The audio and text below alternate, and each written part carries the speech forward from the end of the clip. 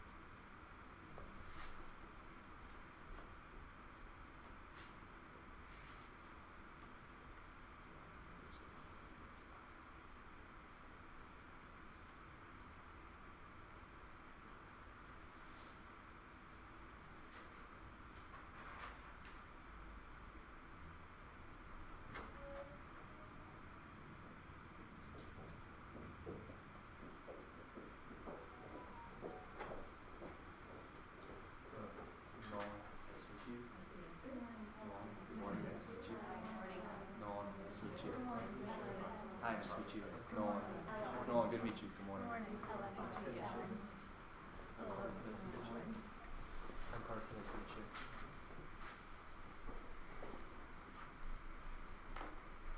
Perfect. Hello, my name is Dinu. I will be your timekeeper for the day. Before we continue, I would like to just confirm that this is Team B. Perfect. I will show you warning signs when there are 10 minutes, 5 minutes, 2 minutes, and 30 seconds remaining. Once the 10-second countdown is up, I will say stop, after which the team must stop talking immediately. Afterwards, a 10-minute Q&A period will follow. I would like to remind you that all teams must present for a minimum of 15 minutes, and all team members must speak during the duration of the presentation, but not necessarily during the Q&A period. Audience members, we ask you please place your phones on silent mode and remain seated in the room for the duration of the full presentation and Q&A period. I will now let the judges introduce themselves. Once they are done, you may begin your presentation and the timer will start. Judges, it's up to you. Good morning, I'm Jean-Luc Blanc. I'm the Director for Talent Management for the CSL Group. Hi, my name is Jonathan Eakin. I'm working as a portfolio manager at National Bank Financial. Hi, Elisa Psersha. I oversee the operations for SAP consulting firm in North America. Hello, I'm Hernandez. I'm a senior contract manager for Austin Council. My name is Angela Marso. I am a consultant in the strategy, cultural transformation, and change management. You can test your clicker. Perfect. I'll start at your first word. The world is changing as we know it. Sustainability is more important than ever, and the time is to act now. However, our customers are not fully understanding the importance of sustainability, and they're not willing to pay for it. So today, we're going to talk about how we can successfully communicate that to our customers and create a more sustainable future. Good afternoon. My name's Emma. This is Nolan, Ella, and Carson, and we are Precision Consulting. Starting off with the overall key question that we were given by CSL, which is how should CSL be compensated for delivering decarbonization when customers value the outcome but resist paying explicitly for it? There were also 3 key tasks that our team identified that we had to answer.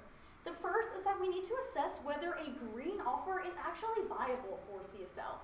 Next is we need to evaluate the customer interest and willingness to engage and pay for these lower carbon logistics, considering their cost sensitivity. And the third is to evaluate whether decarbonized shipping is actually tangible and relevant to customers to offer a differentiated offering, or if CSL risks investing this effort and it not actually coming to fruition. So next, there was a number of key criteria and considerations our team identified that our solution needs to incorporate in order to be the most effective. The first is that our solution needs to add value capture. We're seeing with customers that just being sustainable isn't enough and they're not willing to pay for this. So we need to add something additional to our services. Next is that we want to uphold our value proposition. We've seen a lot of success with our current value proposition and we want to maintain those company values. Next is that we need to adhere with customer behavior. We need to give customers what they actually want and ensure that we're giving them something that's adding value to their company. And finally is that we need to look at the commercial realism and feasibility of the solutions that we're implementing, as well as the structural dynamics of the shipping market, as it's a very complex market with many regulations. So there are also a number of key constraints that we had to identify and make sure that our solution is in adherence with these. So the first is that, as I talked about earlier, decarbonization is not possible without that added value capture for our customers. The next is that we cannot justify charging these higher freight prices just because of new regulations. We've seen that this is not enough with the regulatory pressure, and customers are still not willing to pay the higher premium with this. Next is that the emission reduction with CSL is very small compared to the company's overall footprint. It's up to be 1% of a company's overall emissions, which is not a lot to justify paying a higher premium price.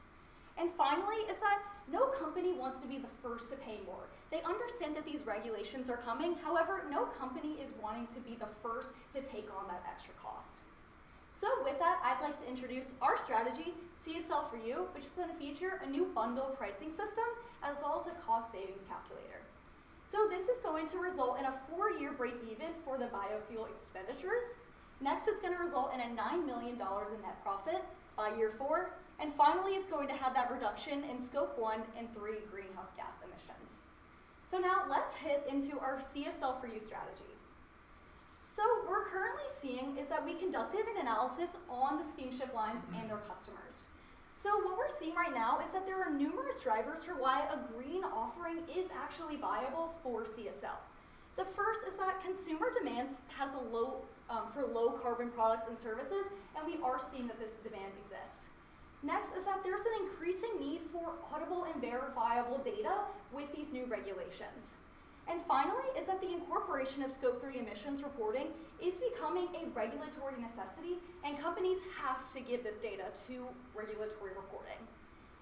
And what we're seeing on the other hand is that Canada Steamship has recognized this and has made an effort already for this decarbonization. They've converted half of their fleet to be biofuel, and they are the #1 operator in the world to trial BO100 biofuels.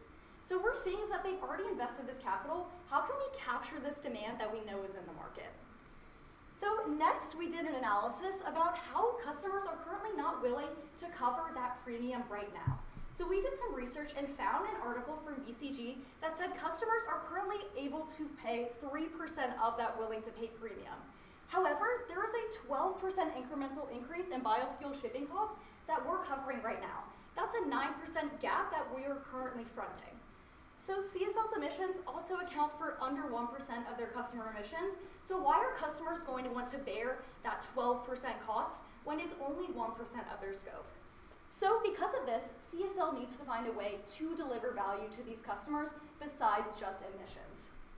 So the key takeaway of this, although there are market drivers towards increased carbonization, CSL's customers are not currently willing to cover those upfront costs.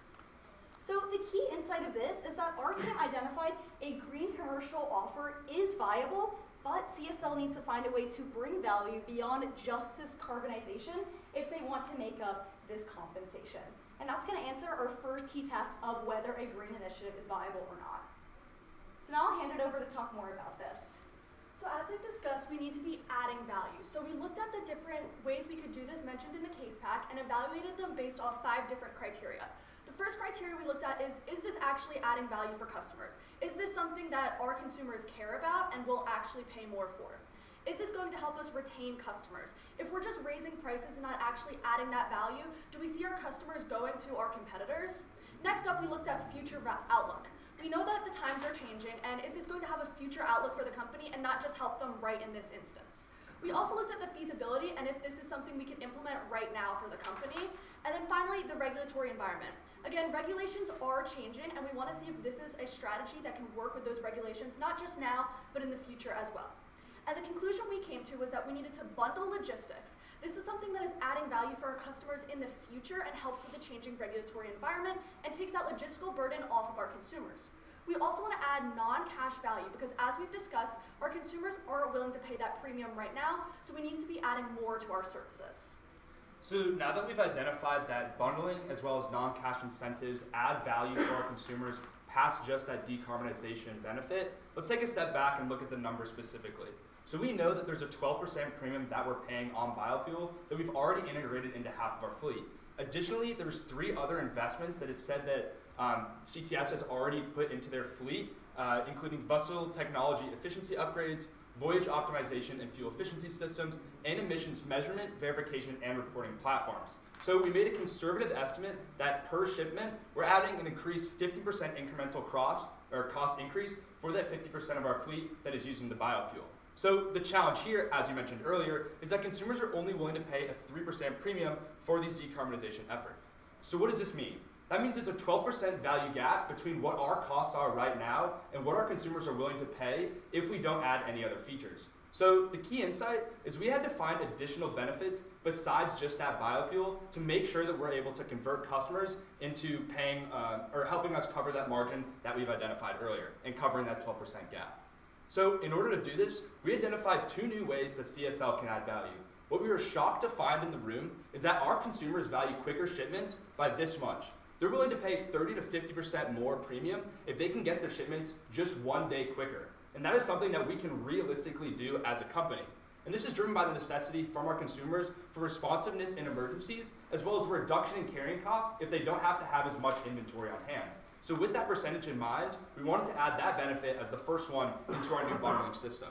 Secondly, customers are willing to pay 3.7 to 8% more premium if they can get accurate emissions measurements. So with these 2 features in mind, we wanted to bundle them together with the biofuel to make sure that we're able to cover that 12% gap and create a commercially viable product, also while covering the investments that we've already made for a decarbonized future.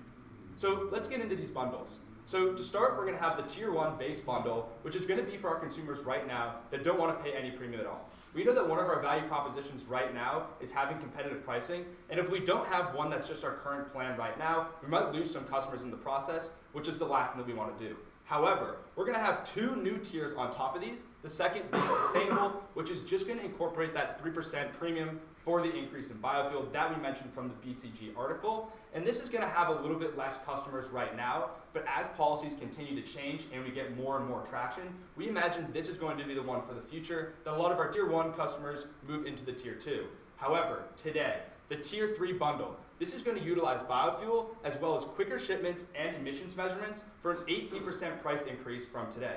As you mentioned earlier, there's a 30 to 50% increase in what consumers are willing to pay for quicker shipments. So this is actually a little bit of a conservative estimate for what customers are willing to pay. And it's going to add a lot of value today that they're actually willing to invest in. So let's talk about the key insights for each of these. For Tier 1, this is going to please our current customers who are not willing to make a change right now, which we know is a large possibility. Tier 2 is going to allow CSL to adjust for this identified premium from the article we found, as well as service consumers as GHG emissions become more important into the future. But today, this Tier 3 will allow CSL to start seeing returns through the introduction of features besides just those reduced GHG emissions. Next up, we want to make sure we're really marketing this to not only our current customers here.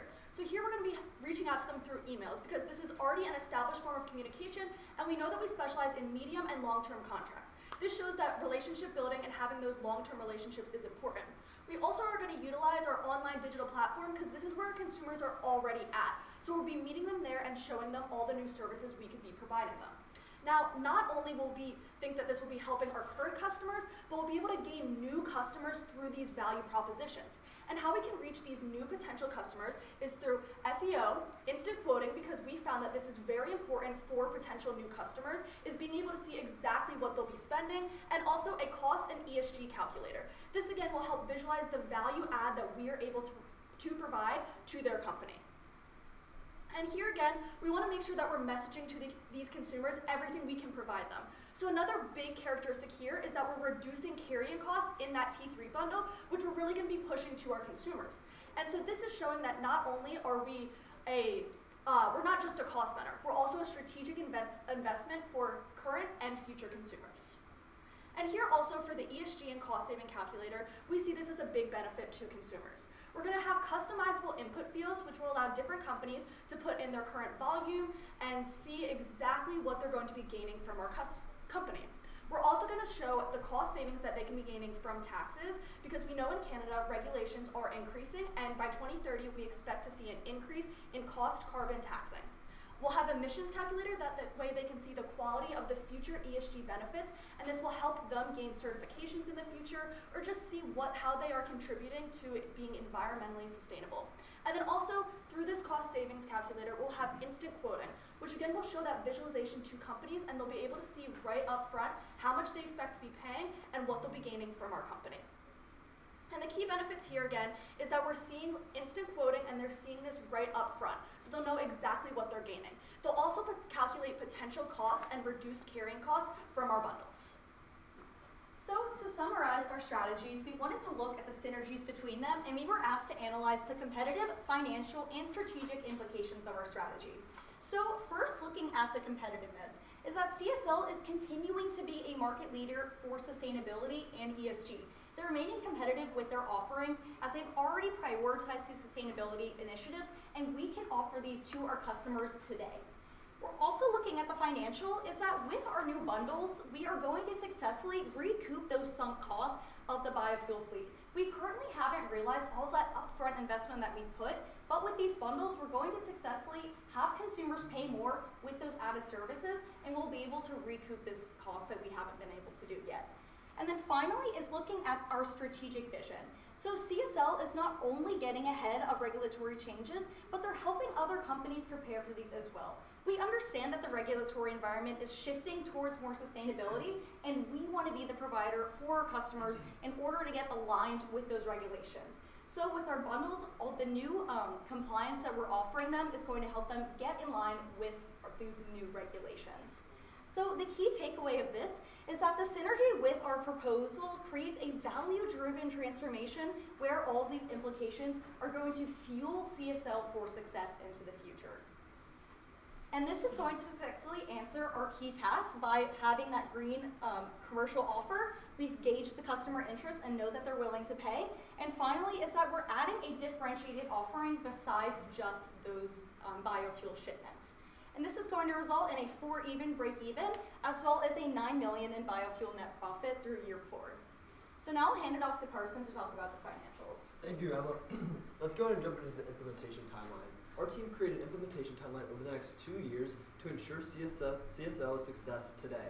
A couple of the action steps that they're able to take today is one, in creating those bundles in the 3-tier system. Like my colleagues mentioned earlier, it's important to start now. Establish these bundles while the regulations are changing so that they're able to start communicating this new value proposition to their customers. Second is the communication. So starting the SEO and communication plan to grow adoption so that they can start seeing returns and ultimately break even quicker so that they start generating them more revenue. Getting into the actual numbers, we're looking at strategy costs of an incremental 1.1 million Canadian dollars. However, the strategy cost is just one small piece of the pie. What's really important here is the unit economics per customer. We're looking at a $900,000 biofuel cost per customer. I'm happy to get into the calculation of that in the Q&A. But along with this, with these charts, in terms of the 900,000, we wanted to take the unit economics across all their customers to see how much revenue they're going to make in order to compare that to the cost to look at net profit. We know that they're seeing sunk costs and a decrease in net profit right now from their biofuel costs because they're incurring all of it just in CSL. So what they need to do is incurring these strategies and establishing these, they're going to see a biofuel profit in year 4 of $14 million, and you can see that steady increase while these customers are continuing to adopt these bundles. I'm also happy to get into these numbers more in the Q&A and the calculations involved. We also know that there's some KPIs that's extremely important for CSL to monitor and analyze these strategies right here, like my teammates mentioned earlier, but moving into some risks that we anticipated.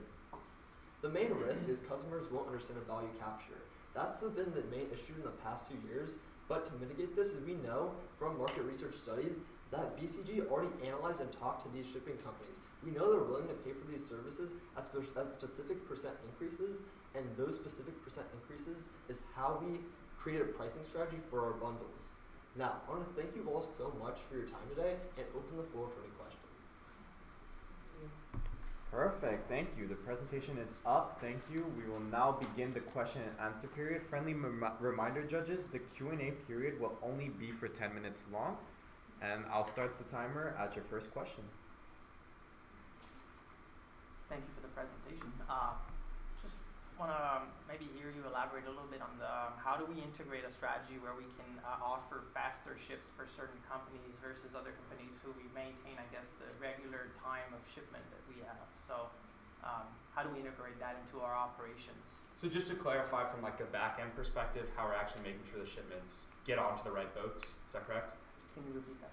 So like more of a back end, like how we're making sure the priority shipments get onto the right boats, or more how our consumers will respond? Yeah, and how do we navigate the seaway? Because we have different ships, different companies are sharing seaways in the ports. We don't own the ports, and we can only go to the ports when they're available. We don't. A couple of elements are outside our controls when it comes to that. So I just want to make sure I understand how do we integrate that important differentiator in bundle tree, which is the faster shipment that our customers want. Yeah, so that's a great point. And that's something that we split into 3 main steps. The first being how to identify which customers have purchased each bundle. And we're going to be using the online portal that you have now. And it's going to show us on the back end perspective which people have purchased which platform. And then secondly, on the floor, that information is going to be made available to our warehouse workers who are actually getting the boats onto the ships, so they know that which packages of materials actually are those prioritized bundles. And then when it comes to getting them on the ships, we plan on making sure that the ships that we have coming in, so I'll start with this, it's not going to be priority in terms of we're going to tell you exactly it will come this many days earlier, but as ships are coming in based on the scheduling that CSL already has, we're going to get them on an earlier ship and then displace some of our customers on the base plan or the tier 1 2 ships coming a little bit in the future, given that we can't control what rental time we have on the dock already. And just to add on to that, to really sum up, the main thing here is prioritization. So if you're choosing that sustainable shipment, your shipments are being prioritized, which will allow it to go faster.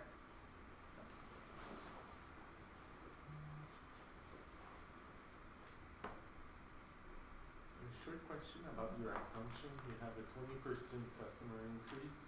Is it for all the 4 years or per year? Yeah, so this 20% growth is on a per year basis, and the majority of it comes from organic growth, but we also know that SEO brings in a lot of growth overall. We actually did some market research on that.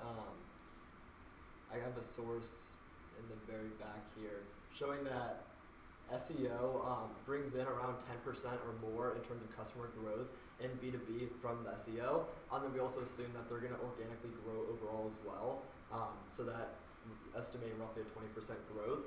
I'm also happy to get into like the revenue calculations as well here. If you're interested in that, just let me know if there's anything I can kind of talk about. It's on a 3-year basis right here. And then essentially what I did was I took these revenue figures, compared it to the costs that we're incurring, and then found a break even to make sure that they will generate profit from these strategies. So you're anticipating majority of the customers are going to be in tier 1 out of the gate? Yes. So let me go ahead and sorry, this clicker is confusing me. Here we go. All right, here's across the first 3 years. Like my teammates mentioned earlier, we know a lot of companies are willing to pay that 3%. So that's why off the gate, through our communication strategies, we do expect a high adoption rate, and it's going to continue to grow. One thing I'd like to highlight is year by year, the regulation and compliance is going to continue to grow and become stricter. So that's why we assume that these customers are going to start joining these tiers and start seeing the benefits from these different value propositions we're offering. And just to clarify, that 3% is from a very in-depth BCG article we found with predictions far into the future, and so we use those numbers for all 3 of those assumptions. And then here's just the costs and revenues on a per year basis to ensure that they are breaking even by year 4. Quick question about the financials. Is that taking into consideration any backlog of operating costs lost from biofuel, or is this kind of just looking at today's current state? We're looking at today's current state. Okay. So what the case packet gave us is financials specifically on the average customer. So we took those financials to calculate that they're spending, keep on going the wrong way. Here we go. At the bottom there is the incremental cost per customer. These are numbers straight from the case packet with the metric tons per average customer. We found that they're paying roughly $900,000 unit economic per customer. So that's the cost that we kind of analyze on a per year basis. If there's anything I can clarify, just let me know. No, thank you. Very good. I have a quick question. I'm going to the mind chief, the cultural chief here. So I really like the CSL for you, even the for and the you and everything. So what's the simple story that in your investigation, in your analysis, CSL needs to tell the customer in order to gain the customer, in order to tell them what does it matter for you, what's the need for you? So first, we definitely want to start this with a top-down approach and really approaching our customers through that and explaining to them how we are benefiting the environment and what's important in that aspect. But then also we know what is important for them as well with revenue and cost savings. So then explaining to them through our cost savings and ESG calculators exactly what they'll be saving on both of those ends. And then also additionally, with our bundles, we want to have that for you approach. So that's why we're giving them those different tiers. So if they care a lot about sustainability, they really want to make sure they're ahead of those regulations, they can have that higher tier. But if for right now they're just kind of looking to start with those sustainability emissions and kind of get their foot in the door, then they have a tier that's specifically for them and what their value goals are, as well as also having that better overall impact on the environment that their company can contribute to. And just to add on for that tier 3 offering too, we believe a lot of people will be incentivized to get onto it because of the other value add opportunities we mentioned earlier. So you're managing the early adopters, and then I like on the financials that you said it's going to be the break even year 4. So you're taking that into account. Yes, it's very good. Sorry, you might have answered it, but are there incentives for those that are first out of the gate in the tier 3 outside of the bundles? Yeah. How do you convince them to? So just to go back to the numbers that we mentioned earlier, so we noticed, right here. Yeah, so we noticed that customers are willing to pay 30 to 50% more for just 1 day quicker of shipping. And so we based a lot of our assumptions around this number. However, there's also that extra 3.7% to 8% for accurate emissions measurements. And so ideally, these numbers are enough for our customers to feel like they're really going to get value out of that tier 3 package. However, additionally, we are going to be marketing it and messaging it in a way where through the ESG calculator and the ECO emails to our current customers, we're really able to communicate the benefits as well, besides just what might be innate from those features. When you said the 18% price increase in the tier 3, how did you came up with the 18%? And did you consider that the fuel component of the overall freight is only 1/4 of the cost that is charged? So I find it pretty harsh to charge 18% more when only a quarter of your costs increased by 12% due to the biofuel? Well, in terms of just a pricing strategy, looking at the numbers, in a quantitative perspective, we wanted to make sure that it was above 18% by a wide enough margin so that they will start seeing a return rather than just if we price it at 12%, then they're still going to see a deficit or like a net loss because not every single customer is going to get on it. So we wanted to price it a little bit higher than 12% so that they will see a return and make up for the customers that aren't paying for those packages. So that's kind of just from a quantitative perspective. That's how we analyzed it. Yeah, so qualitatively, going back to these assumptions, I mean, we've seen from the data that this is something that they're willing to pay more for, actually. So it was conservative and making a return. But in terms of your comment on the percentage that's actually going towards the biofuel, it gave us in the packet a 12% increase and 50% of their fleet. And what I want to maybe emphasize more of is that, well, maybe over the entire fleet, that's only a 6% increase. These shipments are only going to be going on the biofuel boats, and that's kind of embedded into that price as well. So the combination of both of those is what got us to 18%, as well as the ability to make a substantial return. We have time for one last question. From the contractual standpoint, what are you assuming that your consumers are going to be negotiating with you? Did you think about a strategy that puts you on the table with your consumer on a monthly basis, on a yearly basis? Or, because I see your 3 tiers, and I wonder if you analyze how are you going to revise those that chose tier 1, and when are you going to revise those tier 1 to go to 2 or to 3 eventually? Yeah, so they already use medium to long-term contracts that was given to us in the case. However, since we're adding this new tiered bundling system, we want to give them opportunities about once a quarter to upgrade as policies continue to change. However, we thought if we made it any quicker than that, then we wouldn't be able to, make the adjustments on our back end to make sure that these contracts are accurate. So in terms of pricing adjustment, that would only be at the tier level, not kind of the base when they did sign those contracts, but we're going to allow them to upgrade at a quarterly basis. Perfect. The question and answer period is up. Thank you, delegates and judges, for your participation. I will ask everyone to leave the room so we can start preparing the presentation for the next one. Thank you, and good job.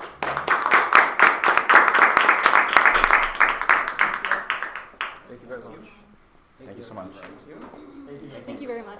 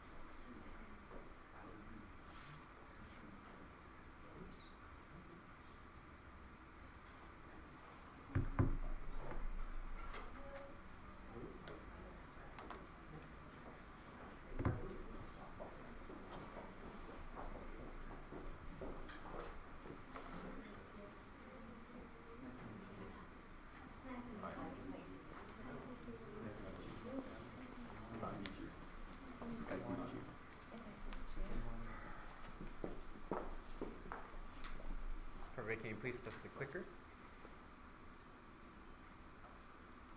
Perfect. Hello, my name is Dinu. I will be your timekeeper for today. Before we continue, I would like to confirm that this is Team D.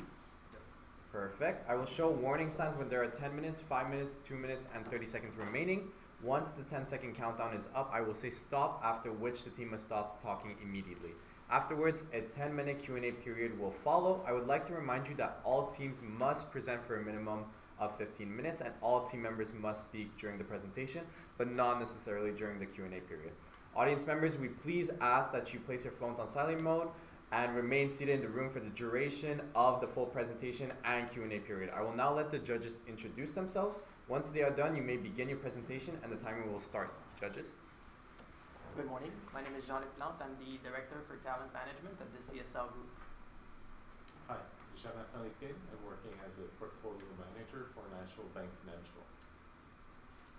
Hi, my name's Elisa. I work for a professional services company overseeing the operations for North America and India.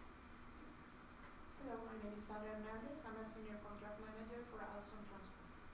My name is Angela Marzo. I am a consultant on change management strategy and cultural transformation.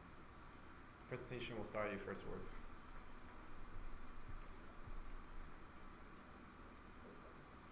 What is the sea to you? To some, it will be a nice coastal view. To others, it will be a nice way to watch ships passing in the night. And to some, it's simply a body of water. But we see something that's completely different. We see opportunity. We think that with your green initiatives, you will be able to paint the Canadian sea green. Good afternoon, panel. My name is Reagan, and together with my teammates Jared, Anu, and Natalie, we are Victoria Partners, and we are excited to share with you our case for today. Now, we see that CSL currently leads in green shipping, but you must justify your commercial value by determining where value is created for both customers as well as CSL. We see that you have been ahead of the curve in green innovations within the Canadian maritime shipping industry, owing to the biofuel deployments across half your Canadian fleet, the vessel technical efficiency upgrades, voyage optimization, as well as emissions measurement, verification, and reporting systems. But the main issue here is that your customers are unwilling to pay premiums for these initiatives. And there are some questions that we need to answer before expanding on our strategies. So firstly, we have to ask ourselves, is the value of decarbonized shipping through the green shipping corridor sufficiently tangible? Secondly, what is the likelihood of genuine customer interest and willingness for them to engage in decarbonized shipping? Thirdly, what pricing model will create value for both CSL and their customers? And finally, in what value-added services will it be accretive for both parties again? Now, we see that many consumers across the entire maritime shipping industry show willingness to pay premiums for GSCs, but CSL must find a value proposition specific to your customers. We see that globally, GSCs have been successful in making consumers pay. For example, a case study would be Mark's green methanol shipping corridor that is currently located within their Shanghai to LA route and has a 15% cost savings post-emissions conversion. And many customers such as H&M, Amazon, as well as Novo Nordisk are willing to pay to use the corridor. And from an analysis by BCG, we see that they have an average 4.5% premium willingness to pay. But CSL customers may deprioritize green shipping, so we have to find a new value proposition that will enable them to then pay this premium. So leading developers have higher proportion of shipping emissions, where shipping accounts for 1% of the emission within the shipping, 4% of the emissions within the fashion industry itself.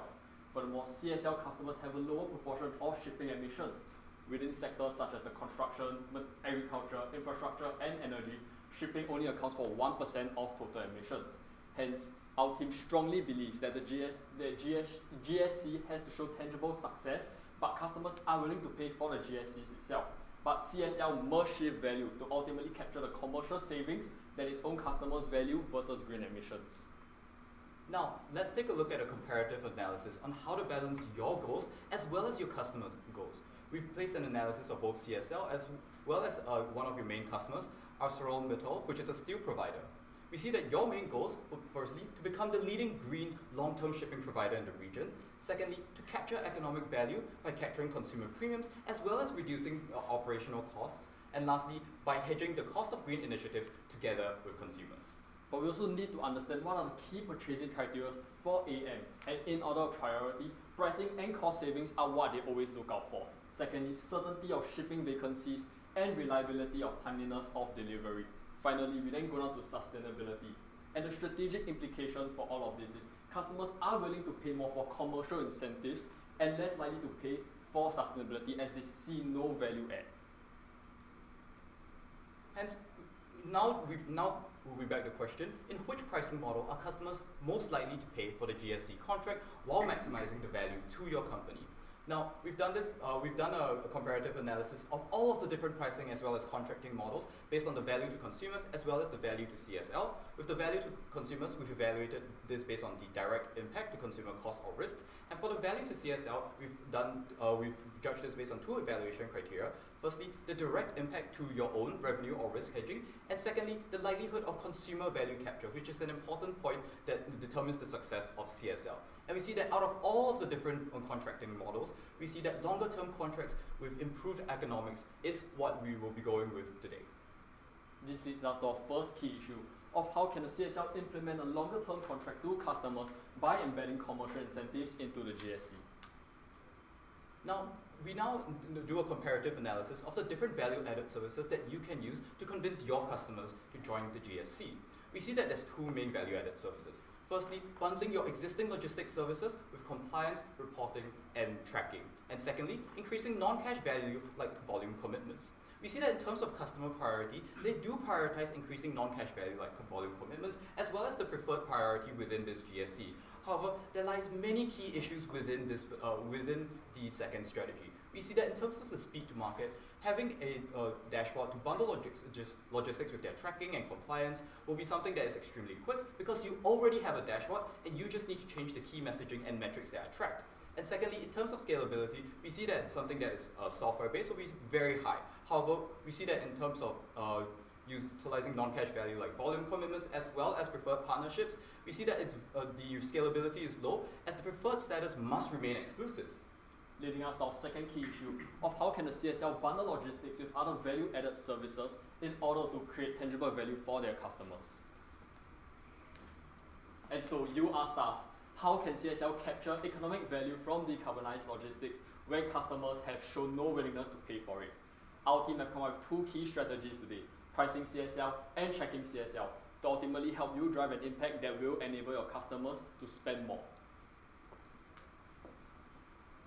And with that, we're excited to bring you our first strategy for today, pricing CSL, where we'll be establishing the benefits of long-term contracts and employing targeted outreach to incentivize companies to switch to long-term contracts. So the benefits of a long-term contract can be seen from the partnership between M-Steel and Oldendorff, where improved economics were brought about.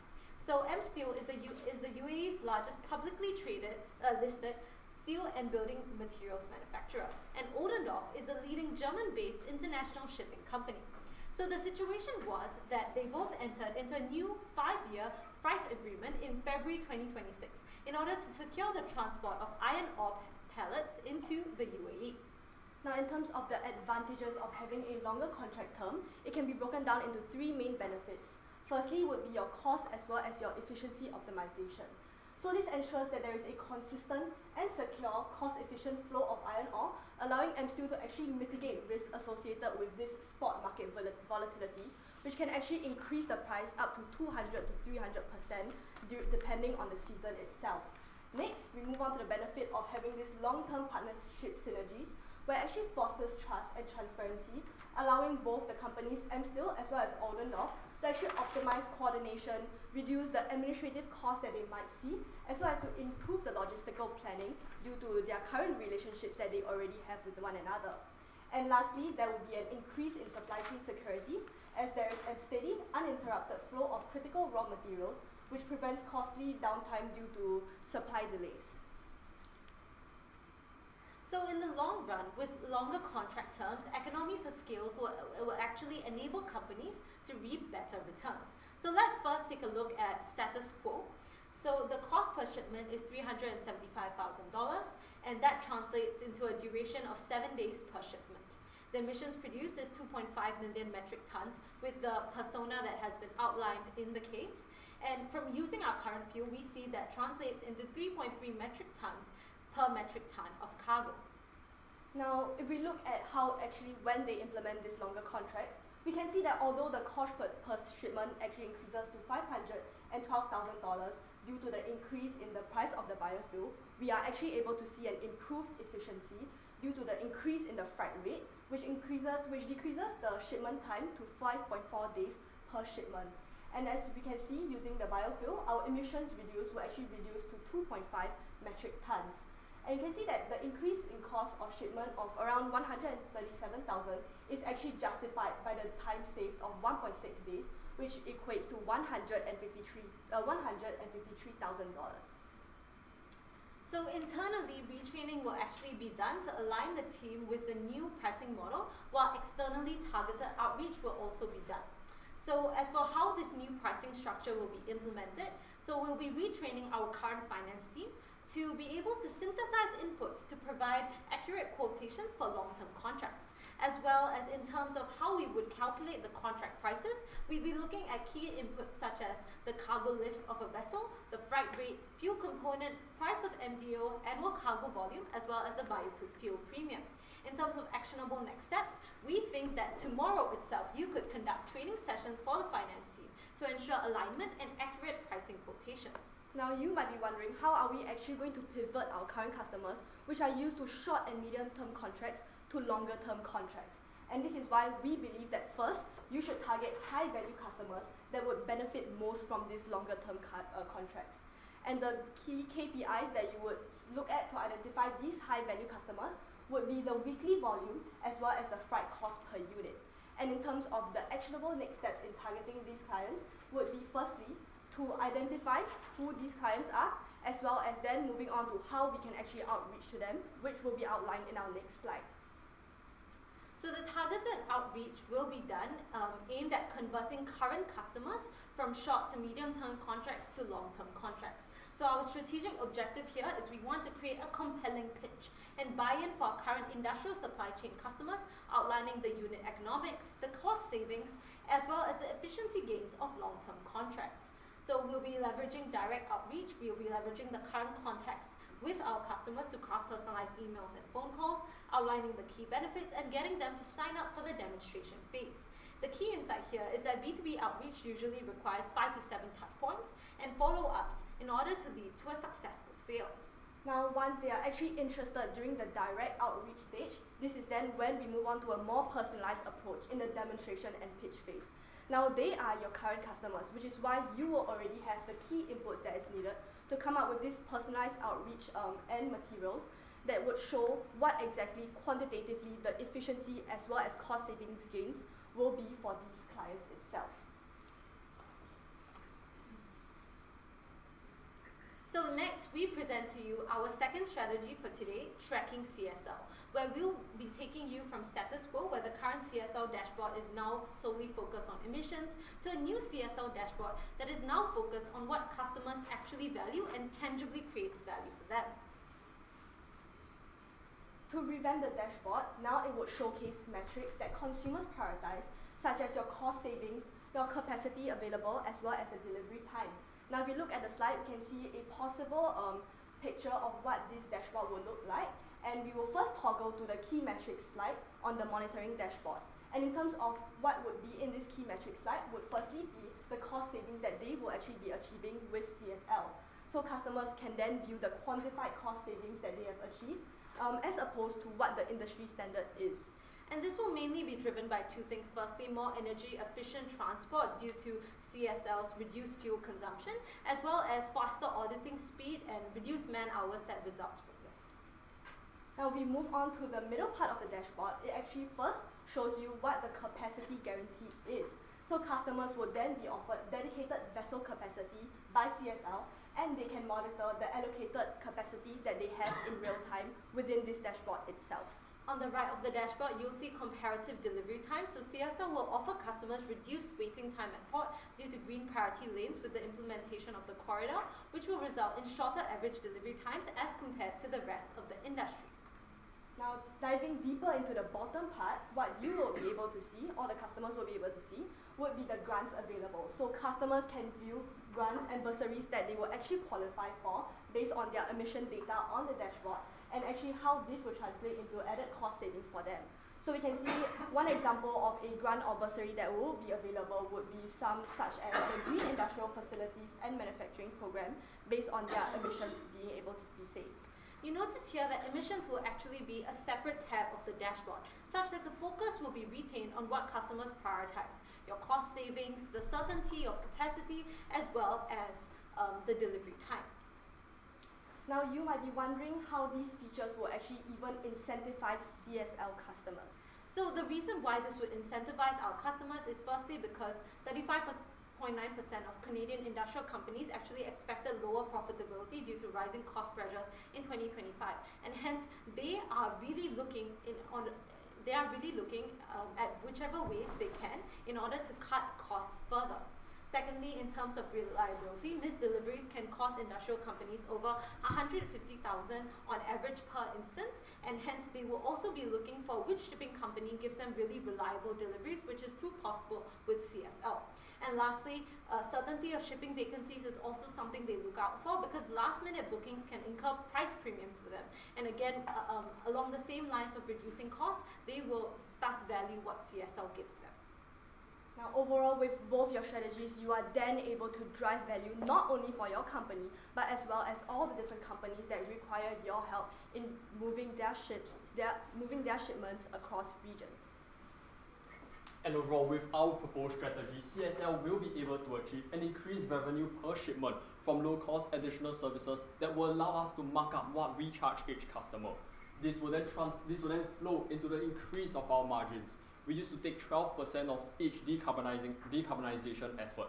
But with our proposed strategy itself, customers will then be incentivized to bear a minimum cost when they actually on board with the GSC initiatives, allowing us to then decrease the amounts that we actually spend when acquiring a customer. And finally, all of this will translate to additional metric tons of carbon emissions reduced because of the green GSC initiatives that will then promote the usage of biofuels. Ultimately, this will maximize the ROI of the CSL's expansion into the GSC while improving their decarbonization logistics. Now, how exactly will we implement these strategies? We see that for our first strategy, there are two main things that we need to do. Firstly, it will be to write the new contracts, and secondly, it would be to reach out to our existing customers. For writing the contracts, the first thing that we'll be doing will be to retrain our existing finance staff in order to get them updated on what the actual requirements of the contract will be and how to sell a longer-term loan, higher margin incentives to our customers. So this will be the first stage for retraining our finance staff. And secondly, we'll then be crafting the actual long-term contracts with these retrained finance staff. Now, happening concurrently will be the overall bucket of reaching out to our existing customers. How does this look like? Firstly, we will be developing our pitch format, and then secondly, we will be reaching out to these existing customers. And the two key steps for our second strategies would be first to hire additional software engineers to then develop the dashboard itself. But away from the slide, what are our tomorrow's deliverables would be to retrain our finance staff, post job postings to ensure that we can kickstart this GSC initiative. And key expansion steps would then to be consistently update the dashboard itself and keep note of regulations within the biofuels and shipping industry itself. And finally, the relevant bursaries and grants available to our customers. Now, we've identified a few risks of our proposed strategies, but we see that they don't call for any serious concern and will be well mitigated during implementation. The first risk will be an international legal framework for new fuels that are evolving, leading to potential convention mazes regarding liability as well as safety protocols. And in order to mitigate this, we'll be upgrading our training and competency framework, creating endorsement systems for seafarers for specific new fuels, and treating safety as an ongoing technical competency rather than a one-time certification. And we'll be more than happy to go through this mitigation or our second mitigation in the Q&A. And finally, our proposed strategies are low cost and efficient for CSL to then expand within their GSC initiatives itself. Our main capex will be the first expenditure diverted towards software development and ongoing costs such as software maintenance, salaries, and marketing. Overall, our proposed costs are necessary to ensure that the expansion enables them to cater to their customers more efficiently. Now, what is a sea to you? Today, we see that a sea can be something simple, such as a body of water, a nice view, or basically a place to look at all of the different ships. However, tomorrow, with our strategies, we see that this sea can become, we will be able to paint the sea green with CSL. Thank you. Thank you. The presentation is up. We will now begin the question and answer period. Friendly reminder, judges, the Q&A period will only be for 10 minutes long, and it will start at your first question. Can you expand a little bit or maybe re-explain how the long-term contracts you suggest will both reduce our customers' costs, that this is what they'll see on their dashboard, and also improve our profitability at the same time?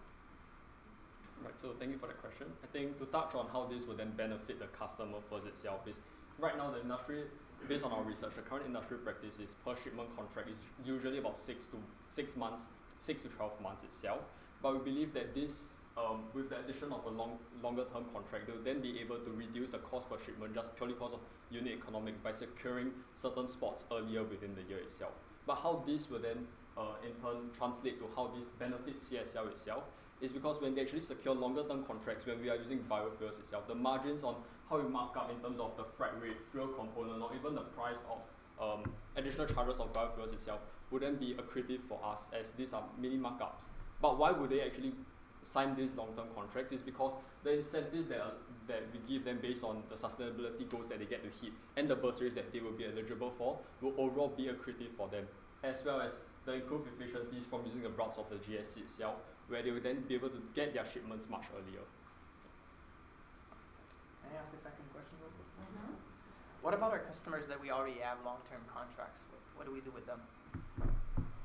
So I think this is exactly why we see that this is a phased approach, as well as specifically why we need to reach out to specific customers first. So we do understand that CSL has a unique advantage within the Canadian maritime shipping industry by focusing on medium and long-term contracts. However, we see that we can first target the customers that are nearing the end of their contracts, and when we go to them to renew the contracts, then this is where we will actually pitch to them. For those that are maybe at the start of the long-term contracts, this can be they can be prioritized at a later stage instead. So this is more of a short-term, long-term approach where we first target the customers whose contracts are expiring.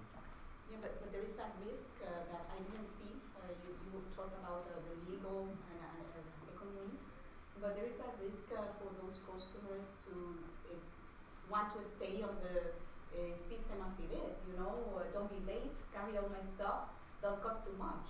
You know, the reliability, capacity, and pricing, and I want to stick to that. So how do you handle that if they don't want to move to this new long-term and all the benefits that we're pitching with the Green Sea approach?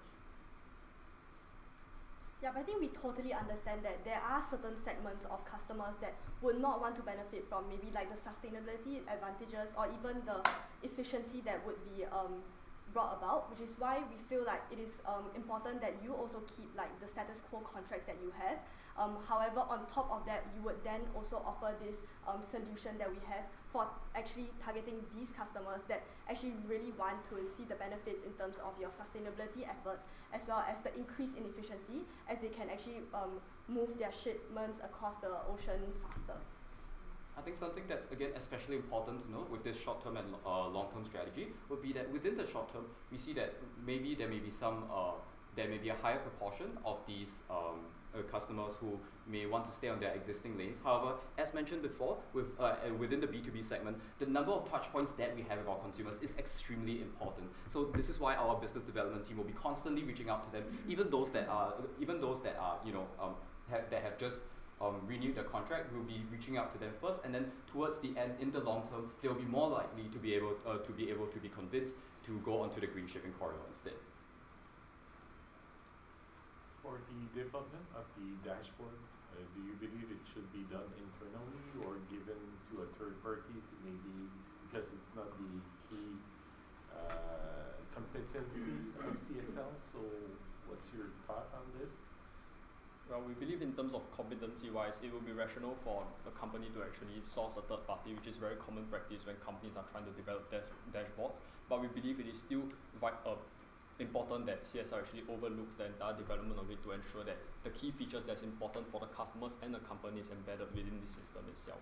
Yeah, to add on, I think additionally the role that CSL will play here is mainly in terms of the data that they have already on hand about their customers, in terms of the cargo volume that they have annually, etc. Because these are key inputs that will be translated into the features of the dashboard.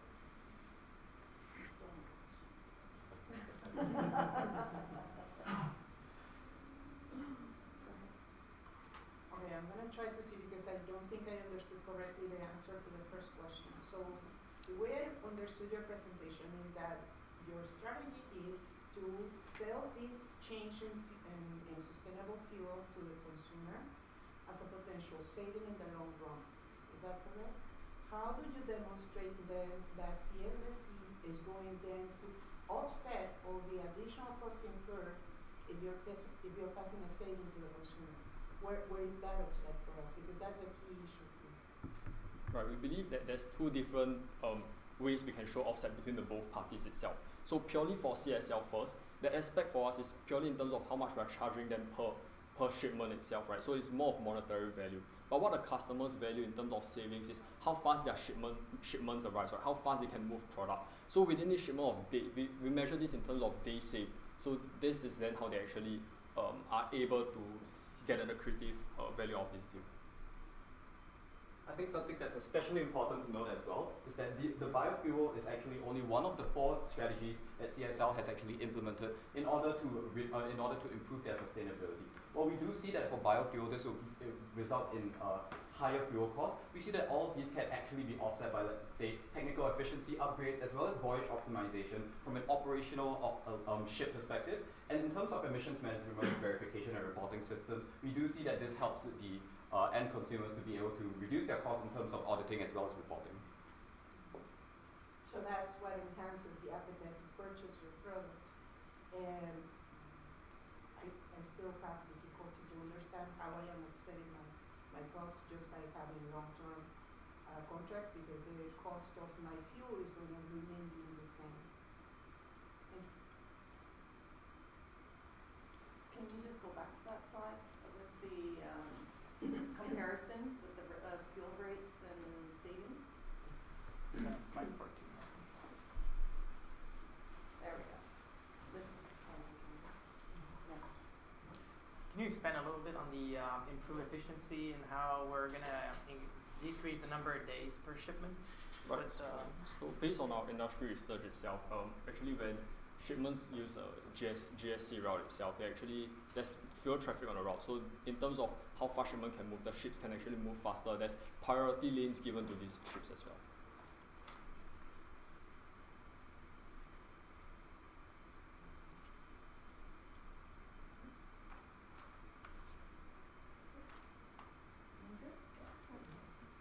How would you address the fact that, like, the person at your customer, there might be a group responsible of taking care of getting the contract for the shipping, and their main objective might be to reduce costs, but all of those other advantages of the tracking or compliance might be from other parts of the company. How would you be able to address, like, the overall advantage to the whole company and not your actual counterpart at your customer? Yeah, thank you for this question. I think this is where our second part of our first strategy comes in the outreach stage. So we can see that the strategic objective of actually reaching out to these companies and actually to pitch to them will be then to generate what the advantage is of these longer contracts, not only in terms of the monetary value, but also in terms of the compliance, what they will actually gain from the dashboard, the emission save, everything, all of this would be crafted during the demonstration and pitch to be able to tell an overall story of this benefit of the CSL initiative. So it will not only outline the cost efficiencies. Furthermore, to add on, we could definitely make use of increased touch points and have touch points not just with, let's say, the team that is vetting the contracts, such as the finance department, but also looking at the other teams that would definitely care about the operational side of the business, like the procurement team of who is of what delivery time it will take to actually receive these deliveries. We have time for one last question. do you think that retraining my finance team will make it in the sense that you were speaking about on the implementation plan, the retraining this finance team, but what about as well the change for the customer? Like there is another procurement and supply chain on the customer's side. Would you partner with those, finance team and retrain them as well? What are your thoughts about that? Could I clarify that what you're referring to is that we might need to do additional training on the customer's end as well? Yeah, I'm not saying you might need, I am saying what are your thoughts about it? Because I understood that part of the implementation plan is retrain CSO finance team. Yeah. But then, and then you spoke about outreach the customer, but that outreach of the customer is that I am trying to figure out if it includes the customer's finances teams as well. So maybe I can take this question. So in terms of retraining the customers teams, we don't think that this would be exactly feasible because firstly it would be an extra cost on us, and secondly we do need to differentiate between training, which is something to upskill upskill our employees or the customers' employees, and secondly would be convincing. And we do think that in terms of outreach, convincing is much more important that training can't really address. And this is why, again, in terms of convincing, this is why we have this slide here exactly. We'll be doing direct outreach, we'll be reaching out to them all the way throughout the entire customer journey before they invite us down to demonstrate and pitch, and this will be done repetitively in order to convince them and to get their buy-in. Perfect. The question and answer period is up. Thank you, delegates and judges, for your participation. I will ask everyone to leave the room so we can start the deliberation period. Thank you. Thank you. Thank you. Thank you. Thank you so much. Thank you so much. Thank you so much. Thank you. Thank you.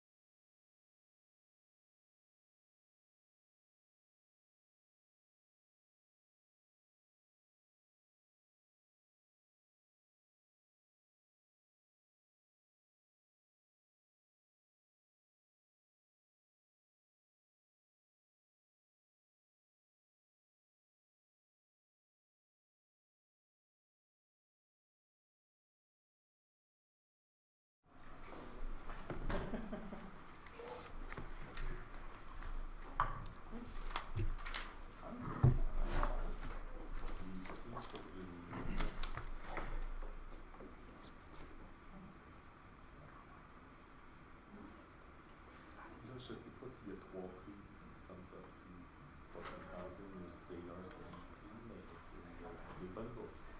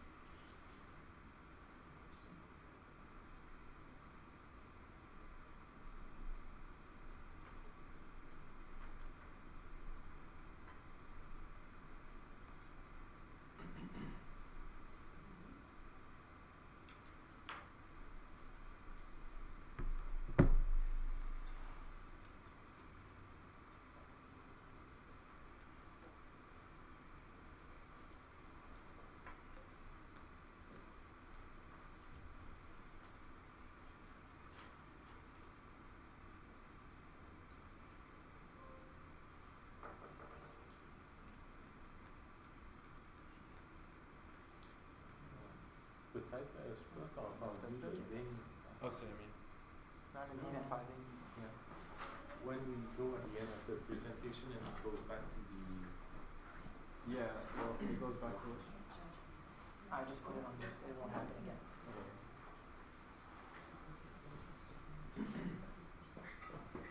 Perfect.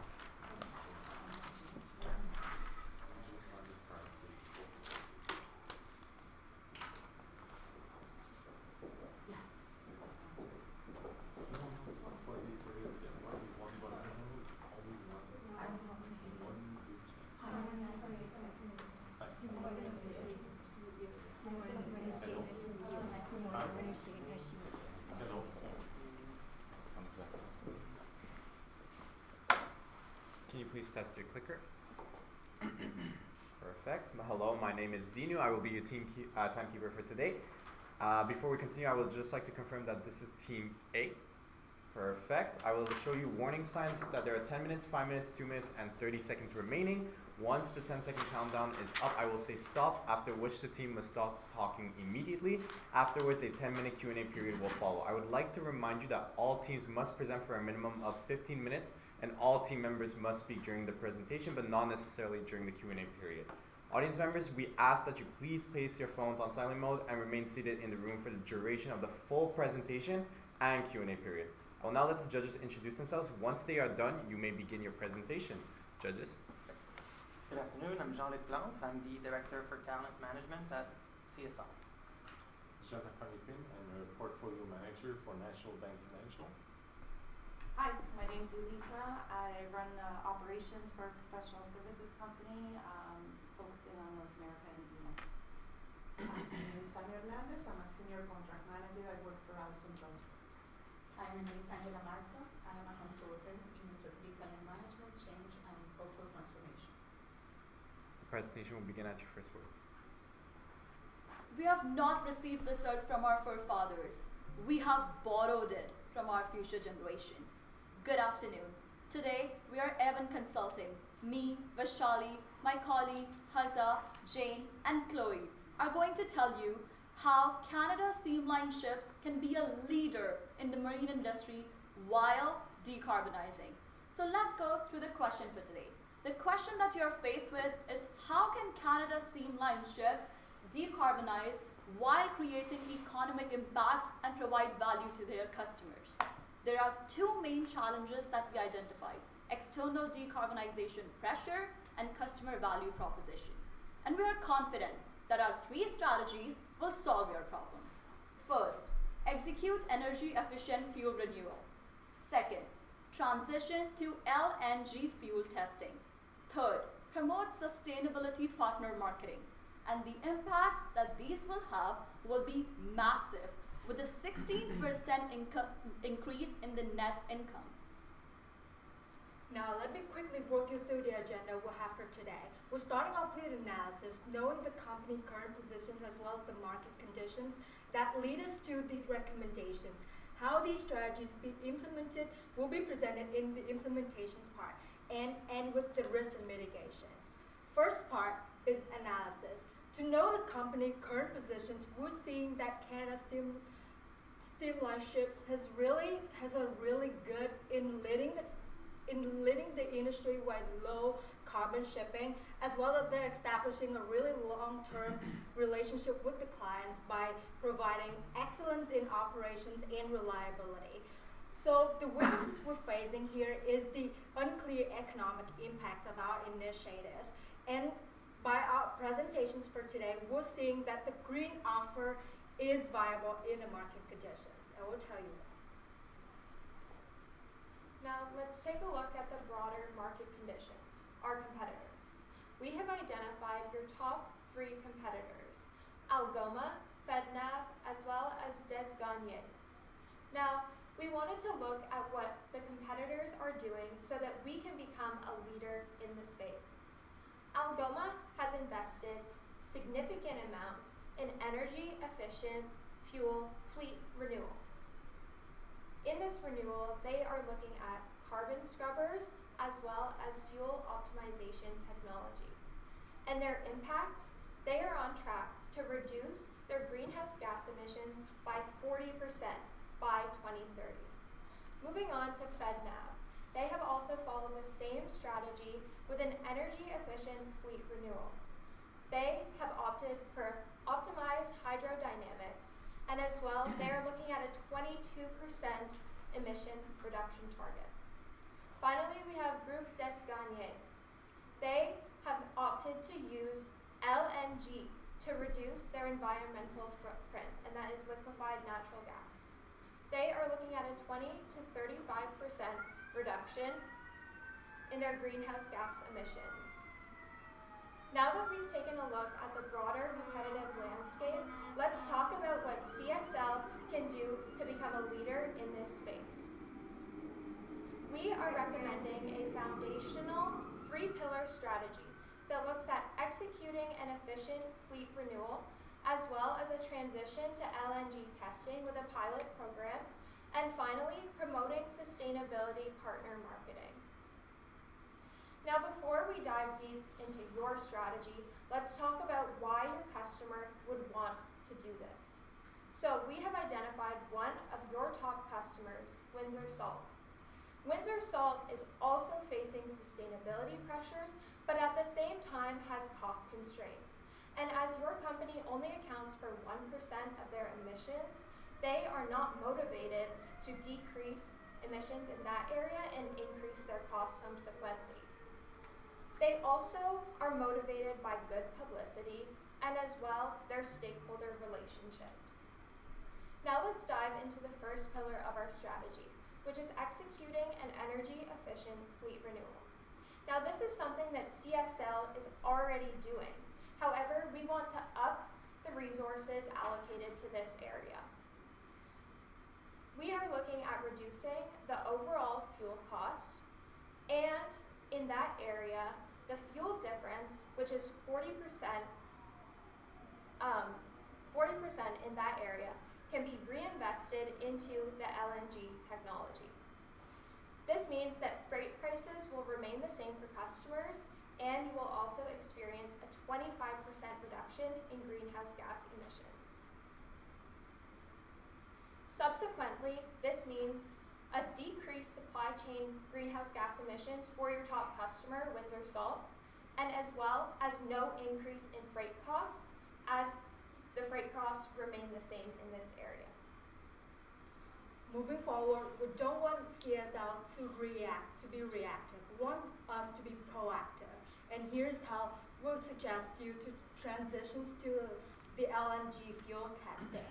Why is that? Because it's immediate measurable emissions reductions by 25% of the conventional fuels that usage. And with the LNG powered vessels, is it future-proofed? That it can immediately adopt the bio LNG without any engine modifications and can reduce up to 80% or reach the carbon neutrality. Second, it is commercially and operationally viable. We're seeing that liquefied natural gas is reduced the cost by 10 to 38%, which making us one of the most cost-effective way to meet the regulatory compliance of sustainability. And the LNG has a really established supply chain for us to reach, with the bunkering available at all major ports. Finally, it is the transitions pathway for us to move into the net zero emissions goals by 2050. And it's also give us the operational experience to be proactive in this industry. Now, we all know that marine energy is a key pillar when it comes to driving change. Reports have also suggested that 82% of customers are willing to pay a higher price shipping fee if they know that the source is energy efficient. Let's dive into our third strategy, which comes into promoting sustainable partner marketing. There are 3 steps to implement this. First, you will create and inform your partners about this strategy. Second, you will implement marketing measures that were in the planning phase. Third, you will conduct performance audits. So in the first strategy, in the first pillar, we create a concrete marketing measure and a team that will ensure that this strategy runs smoothly. You will use KPIs from scope 2 emissions, such as renewable energy consumption and the decrease in them. And you will also ensure that your team is reporting so that there's accuracy and transparency. Going forward, there will be quarterly check-in with the partners while implementing these measures to ensure everyone's using these. And there will be a scoreboard on our website, on your website, which will tell you which partner is leading the boat. The reason we are doing this is because whenever we try to put something out there, we want them to follow it. And we want this procedure to be more fun, and we want your partners and customers to ensure that they're following this procedure. Third, at the end of the year, you will certify this partner. For example, as Chloe mentioned, Windsor, who's your biggest customer, Windsor wants to get their name out as a good partner, as a green partner. So if they win a certificate from you, which gives them, they have used your services which were energy efficient, it not only gives them publicity, it also is a source of trust for the customers out there to trust Windsor more, which directly benefits you as well. It would also increase trust and reputation of the brand overall. Third, when we dive into this, a plan for customers, as I mentioned before, this is how it's looked like. We will be naming someone as Sustainability Partner of the Year, who will be leading this in order to make sure that these people are not just implementing these measures, but also understanding the value behind it. Now, how does transitioning to LNG align with the sustainable goals for 2050? While transitioning to LNG, it does reduce CO2 by 5.94 per metric ton. It seems like a lot at the first glance. However, this reduces carbon emissions totally by 60%. Now, with our consistent cargo volume of 3 million, this allows us to reach the alignment with net zero emission goals set by the Canadian government to hit by 2050 by 80%. Now, aligning with the UN SDGs, it touches SDG 9, which focuses on industry, innovation, and infrastructure. Moving on to climate action, 13, and life below water. Now, the question still remains, why LNG? In order to answer this, we did a 3-step analysis. we've focused on conventional diesel, moving on to biofuel, and our proposed strategy of liquid natural gas. And what we saw is that it does translate into more than conventional diesel. However, it doesn't touch on the UN SDG goals. So we eliminated that and then focused just on biofuel and LNG. The 600,000 variance between the two at first does not allow us to say why LNG is better. However, by reducing costs on a yearly basis of 16.67%, this puts us in a better financial position of 16% of the net income. And we need to keep in mind that this is just by one vessel. We currently have over 5 vessels sitting out. Now that we've showed you how your company is going to become an industry leader in fleet renewal and LNG operations, let's talk about what this looks like in a timeline. Now, starting with executing an energy efficient fleet renewal. This is something that Canada Steamship Lines is already doing. So we just want to ramp up the initiative in this area. We're allocating more resources to developing 5 new energy efficient ships while also monitoring opportunities to foster even more innovation in your company. At the same time, we are receiving the same shipping rates from our customers while we are saving 40% on fuel costs from the energy efficients. These profits are going to be subsequently reinvested into the LNG pilot that Jane will next explain. I'll start with the LNG pilot testing. For the first year, we're assessing our current infrastructure to make sure that we have a comprehensive overview of what our infrastructure look like before we actually implemented the liquid natural gas. And we also want to assess the bunkering, the sourcing of who we want to partner with. After that, we modify our system by installing LNG tanks, bunkering stations, and gas piping. Once everything is on place, we want to train our crews, and we want to have a monitoring roles to be able to oversight every single actions that we're operating. And finally, we're rolling out our actual pilot operations and doing performance tracking with the technical compatibility, operational efficiency, as well as the environmental impacts that it brings. Now, let me walk you through how it looks like when it comes to promoting sustainability partner market. In the first year, you will create a team and a plan which will have these KPIs. The reason we think it will take an entire year because it's a new program and it takes effort to create this team so that everyone's on the same page and the mission is aligned. In the second year, you will start implementing these measures while reporting at the same time and assess performance based on the metrics of scope 2 that we suggested, such as decrease in consumption rates. Third, establish this as an ongoing process. We want to make sure this doesn't just happen once in a year, but is an ongoing process. This is why we will take the entire year to use more KPIs and introduce more things. Now that we walked you through the implementation, what about the risks? Now with any strategy, there are risks. Beginning with the fuel price volatility.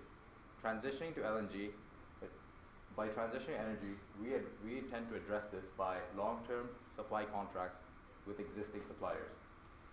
Moving on to operational complexity. We all know that by transitioning to a different fuel, there comes operational complexities. Now we are going to address this by safety and operations training currently in the workforce. Finally, the regulatory and compliance risk.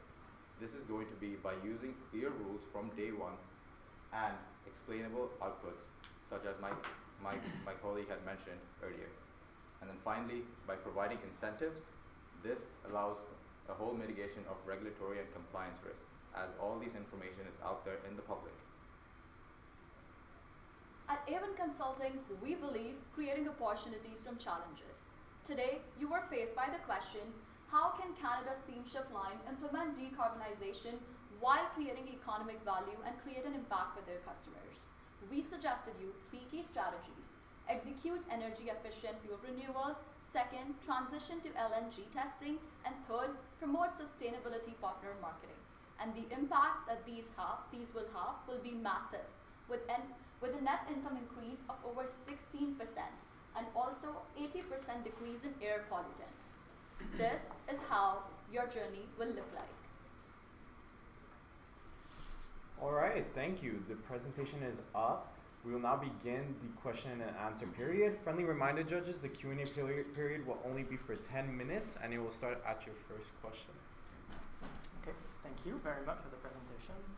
We've been in the biofuel testing for a while now. We've developed good understanding of it, good knowledge of how to use this type of fuel. I understand part of the recommendation is transition to LNG testing. What are some of the other people have tested this already? What are some of the risks that we should think about? You mentioned some of the risk in your presentation, but I mean some of the challenges associated with that sort of fuel, because it's not one that we're used to have in our fleet.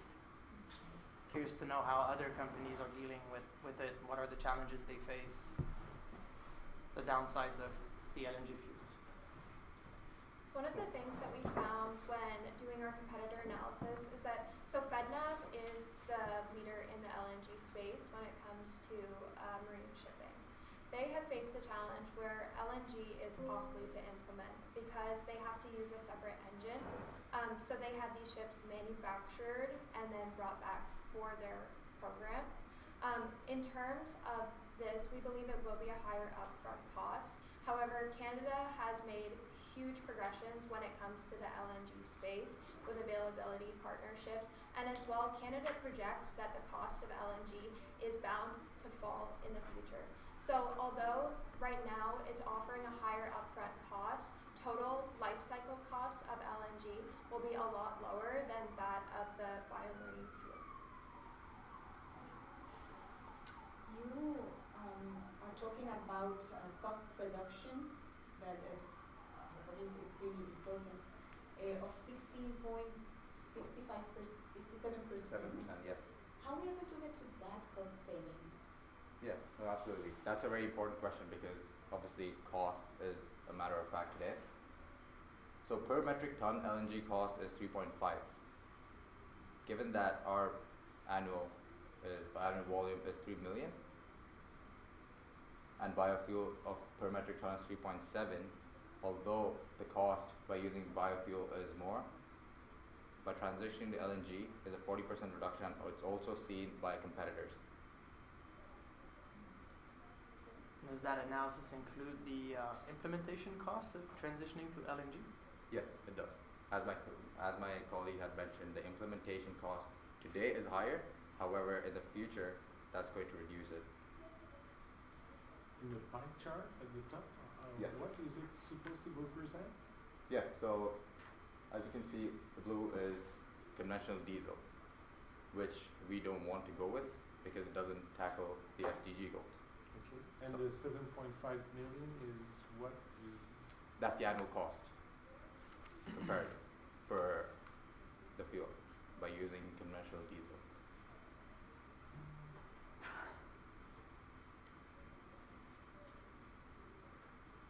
The next slide, I think, the one before the UN SDGs. Yeah. How is this relevant for a private company? We don't publish any financial information or to the public. Is that really an incentive for us to adapt? What? In terms of the sustainable space, it is something that is a constant conversation in the media, in the government, in essentially all spaces. So as a shipping company, you need to be looking proactively into the future. What is the government going to say 10 years from now? Are they going to tell you that you need to be net zero at that time? Are they going to tell you you now need to be publishing ESG reports? You don't know. So you're being proactive in this space by targeting the sustainable development goals. As well, in this area, you're building trust with your stakeholders, which is one of the most important things. And you're also having a positive impact on the community, on marine life, and as well as on climate action. I'm curious to understand because I would like to understand what is your view on partner marketing. You have part of your pillars. Can you deep dive a little bit on what is your take on that? Yes, absolutely. So anytime we try to suggest a strategy, we're not just thinking from your point of view, we're also thinking from your customer's point of view. The reason we recommend that strategy is because Canada has a mandate of having zero emissions. Canada has a net goal of having 0% emissions by 2050, and every partner is aware of it. And the reason a lot of partners are not like right now implementing is because there's not enough measures for it. A report by World Economic Forum has suggested that 80% of consumers are willing to pay higher prices if they know that this is sustainability aware, if they know that this is sustainable.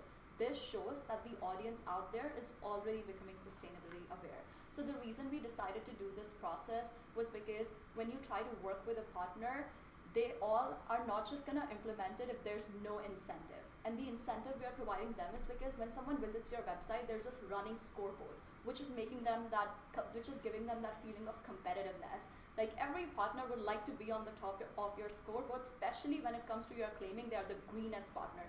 That for a company is a huge certification. Like if I am Windsor and I can claim that I'm the greenest partner with Canada's Steamline Ships, that publicity is going to take them way higher than any other marketing. This is why we decided to do this. And at the end of the year is because so that we want to ensure that this is not just like a one-time process where people are just competing for one chance and it's done. We want to make sure this is an ongoing process, it's continuously happening, and that's how we will do it. Does that answer your question?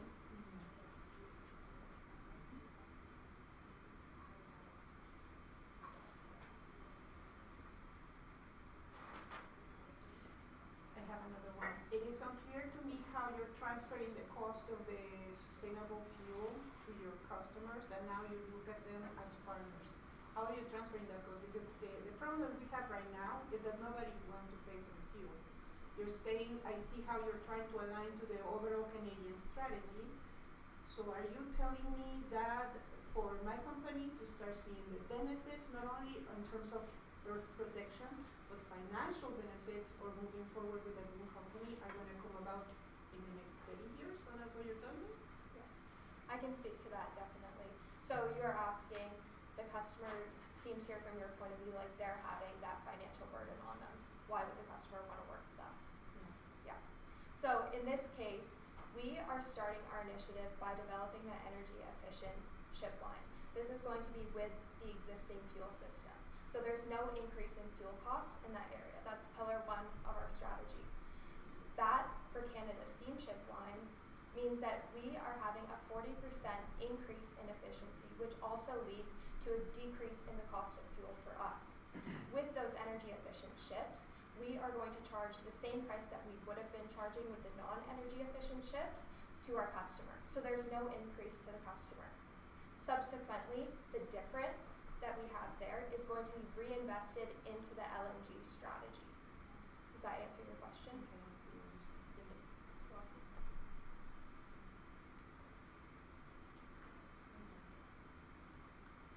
Can you explain a little bit how you came with the conclusion that by continuing to invest in our efficient fleet renewal, that we would be able to cut 25% reduction in our GHG emission? I can speak to that. That was from current market research and claims from the company, from Canada Steamship Lines. What is the key differentiator between the competitors? I know group Desanier, they already have LNG, but the other two don't. So kind of what's that competitor differentiators that we're in this position between these three? Especially with the last one because we're already on LNG. So how do we stand out against that? That's a great question. In our view, LNG is the future. So you either adopt or you're left behind.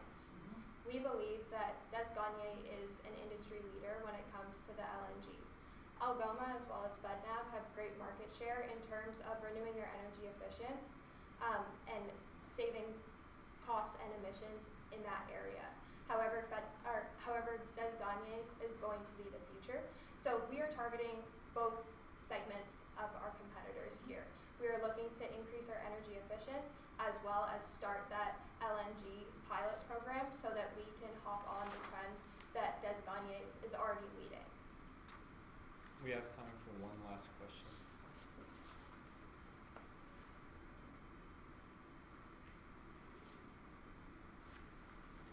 There is at the end that you start talking about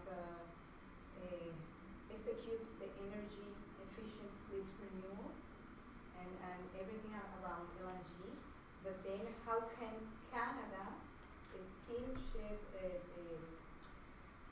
lines can capture economic value? So this is like at the end the conclusion. So how we moved from the fleet efficient for CLS to the Canada as the global market. So when we talk about that, that comes from a forward-thinking point of view, because one of the biggest challenges you're facing today is not just internal, but also we are thinking, how can you be a leader when it comes to creating impact in the Canadian marine economy?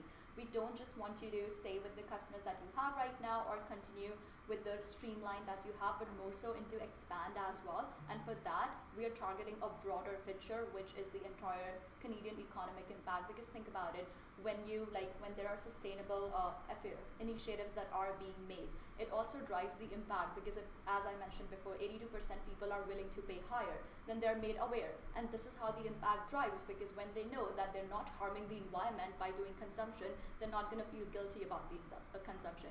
And this is how economic impact will increase.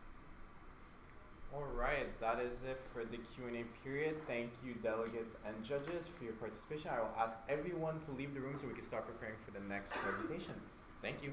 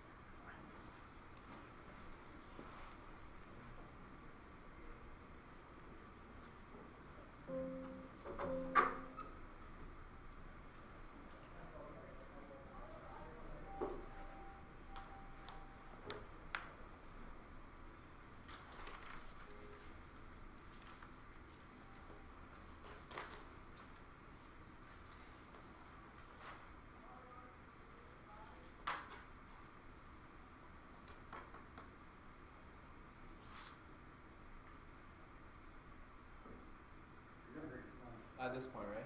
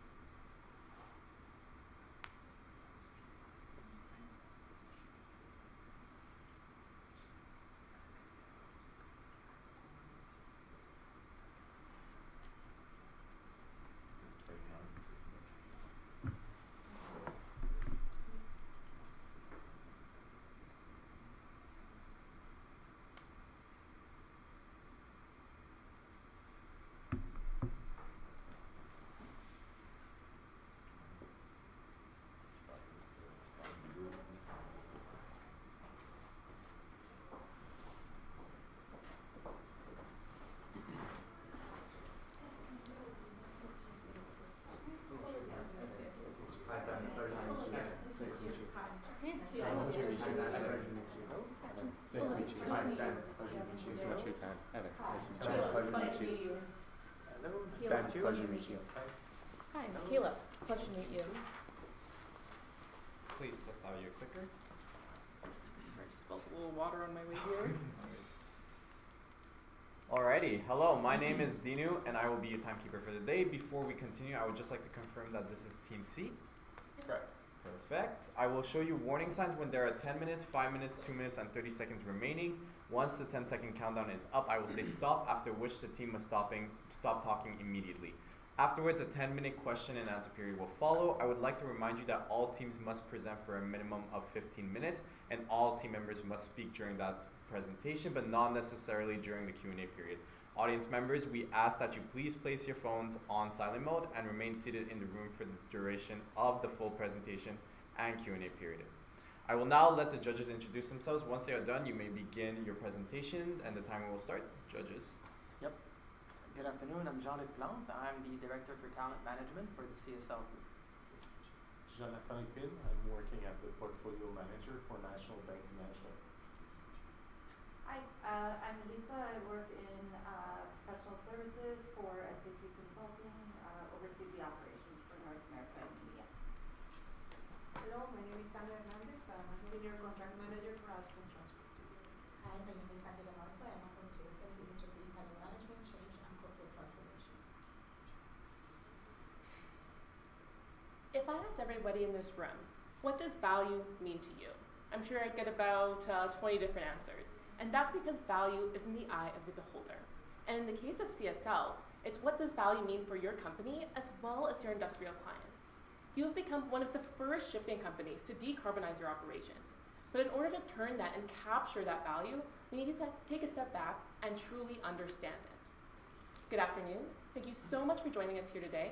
My name is Kayla. I'm here with my colleagues Olivia, Evan, and Ben. And we at Horizon Consulting are so honored to present to you a solution that will allow you to scale sustainability into the future. Now, the Canadian maritime and logistics industry is shifting. Though it is growing, we are seeing that there is a push towards emissions reduction by 2030. And you are a leader in this space. We can see that you've conducted the world's longest running B100 biodiesel trials, resulting in an 80% life cycle reduction of CO2 emissions. Now let's take a look at the environment here with shifting regulatory standards and the regulations kind of going along. However, customers are not quite caught up and not willing to pay for these decarbonized logistics quite yet. Therefore, value must be captured and proven for long-term sustainability of your business to become a sustainable leader with decarbonized logistics. Now, you've become a global leader in shipping decarbonization, becoming the first operator to trial B100 biofuels commercially. You've also achieved a 29% reduction in carbon intensity, as well as receiving rankings across different types of areas, especially the Green Marine Voluntarily Environmental Certification Program. However, to be sustainable in the long term, you must answer these key questions. First, Is a green commercial offer actually viable for your business regarding your client base? Secondly, where is value created for those customers beyond simply recovering those past efforts and investments into decarbonization? Thirdly, will customers actually pay more for decarbonization logistics, and how should CSL be compensated? Thirdly, how should you capture the value, communicate it, and activate the necessary stakeholders? And this brings us to our winning strategy, establishing green logistics. We have two key parts to this. The first is the value platform, where we will define contract structure and pricing models necessary to capture a platform for value capture. And the second area is focused on identifying customers most willing to engage and develop a value capture plan to attract them. Some of the key impacts of a recommendation are going to be 274 million 5-year NPV, 26 million CO2 emissions eliminated, as well as a 4.5% margin increase per customer. Now, before we get to a recommendation, we need to understand how we got there. We first want to understand whether or not this is actually commercially viable for your company. And we can see that there is decarbonization demand from both government and customers being very strong. We can see that despite the lack of formality around different incentives right now, there is still a strong push, especially because the government is aiming for emissions reductions by 2030 as well as 2050. And they're already starting to fund the Green Shipping Corridor program with up to 1.7 million in grants. For customers, we can see that their demand for green logistics is projected to increase to roughly $350 billion USD in 2030, which will end up being 50% of overall logistics spend for industrial clients into the future. Now, internally, you're incredibly well primed and have the resources to pursue a green strategy. With consumer demand and regulatory standards shifting in your favor, for which you are a first mover in this market and have already kind of made the steps to be able to capture upon that value. And secondly, with your use of the B100 biofuel, which you've already integrated into your processes. However, what was interesting to find was that 77% of shipping operators now consider net zero a high priority, which means competitors are catching up. The market for green shipping is now an opportunity that competitors are looking to capitalize upon. So to maintain your competitive edge, you should focus on commercializing this offer and making sure that it's actually profitable and sustainable. Now, we know that viability is not just to do with the market, but it's also really to understand your industrial customers and what they truly need and how we could actually deliver meaningful value to them. So again, you have asked us to look at their cost sensitivity, their emissions profiles, as well as their willingness to engage in these decarbonization initiatives. In terms of cost sensitivity, we see that these clients are incredibly cost sensitive. The low margin nature of the bulk construction materials means that they're quite concerned about prices, with 80% not willing to pay that high 12% premium on the biofuel costs. In terms of emissions, maritime shipping only accounts for about 2.4% of their total CO2 emissions, so it feels like a drop in the bucket to really be able to make this change with regards to just their maritime shipping, so they're not quite convinced on the benefits. Finally, willingness to engage. We do see that these customers are primed to engage with pressure to meet the 2030 emissions reduction goals, but they do have that need for personalized data and guidance as they move through this process, though they are well primed to do so. So the key thing to remember here is that it's not that they don't care or just don't want to pay this premium, they're just in a transition phase right now. They're moving from viewing sustainability as a nice to have thing to a need to have into the future. Now, in order to be a competitive business, it's not just what you can do today, but what you can do in the future to be able to best position yourselves for these clients. And so we believe that by continuing to deliver meaningful value to them, maybe not just the full premium right now, but just being able to deliver that value and help them get to where they need to be will allow you to create long-term relationships with your clients for future growth. And so, of course, that begs the question, who bears the cost of this 12% premium on the biofuel? We regarded the following different stakeholders that might have a part to play in this process: customers, yourselves, as well as the government, which might be able to provide some sort of funding. Now, customers do have these Scope 3 emissions commitments, and they are willing to pay a lower premium, but that 12% is quite a high amount for them to take on. So it's very difficult to offload that entire cost onto the customer. Within your portfolio, it's very difficult to absorb that cost fully and not sustainable in the long term. And in terms of government funding, while it is developing and carbon pricing mechanisms as well as incentives are starting to come along, again, it's not really something that is reliable on the long term.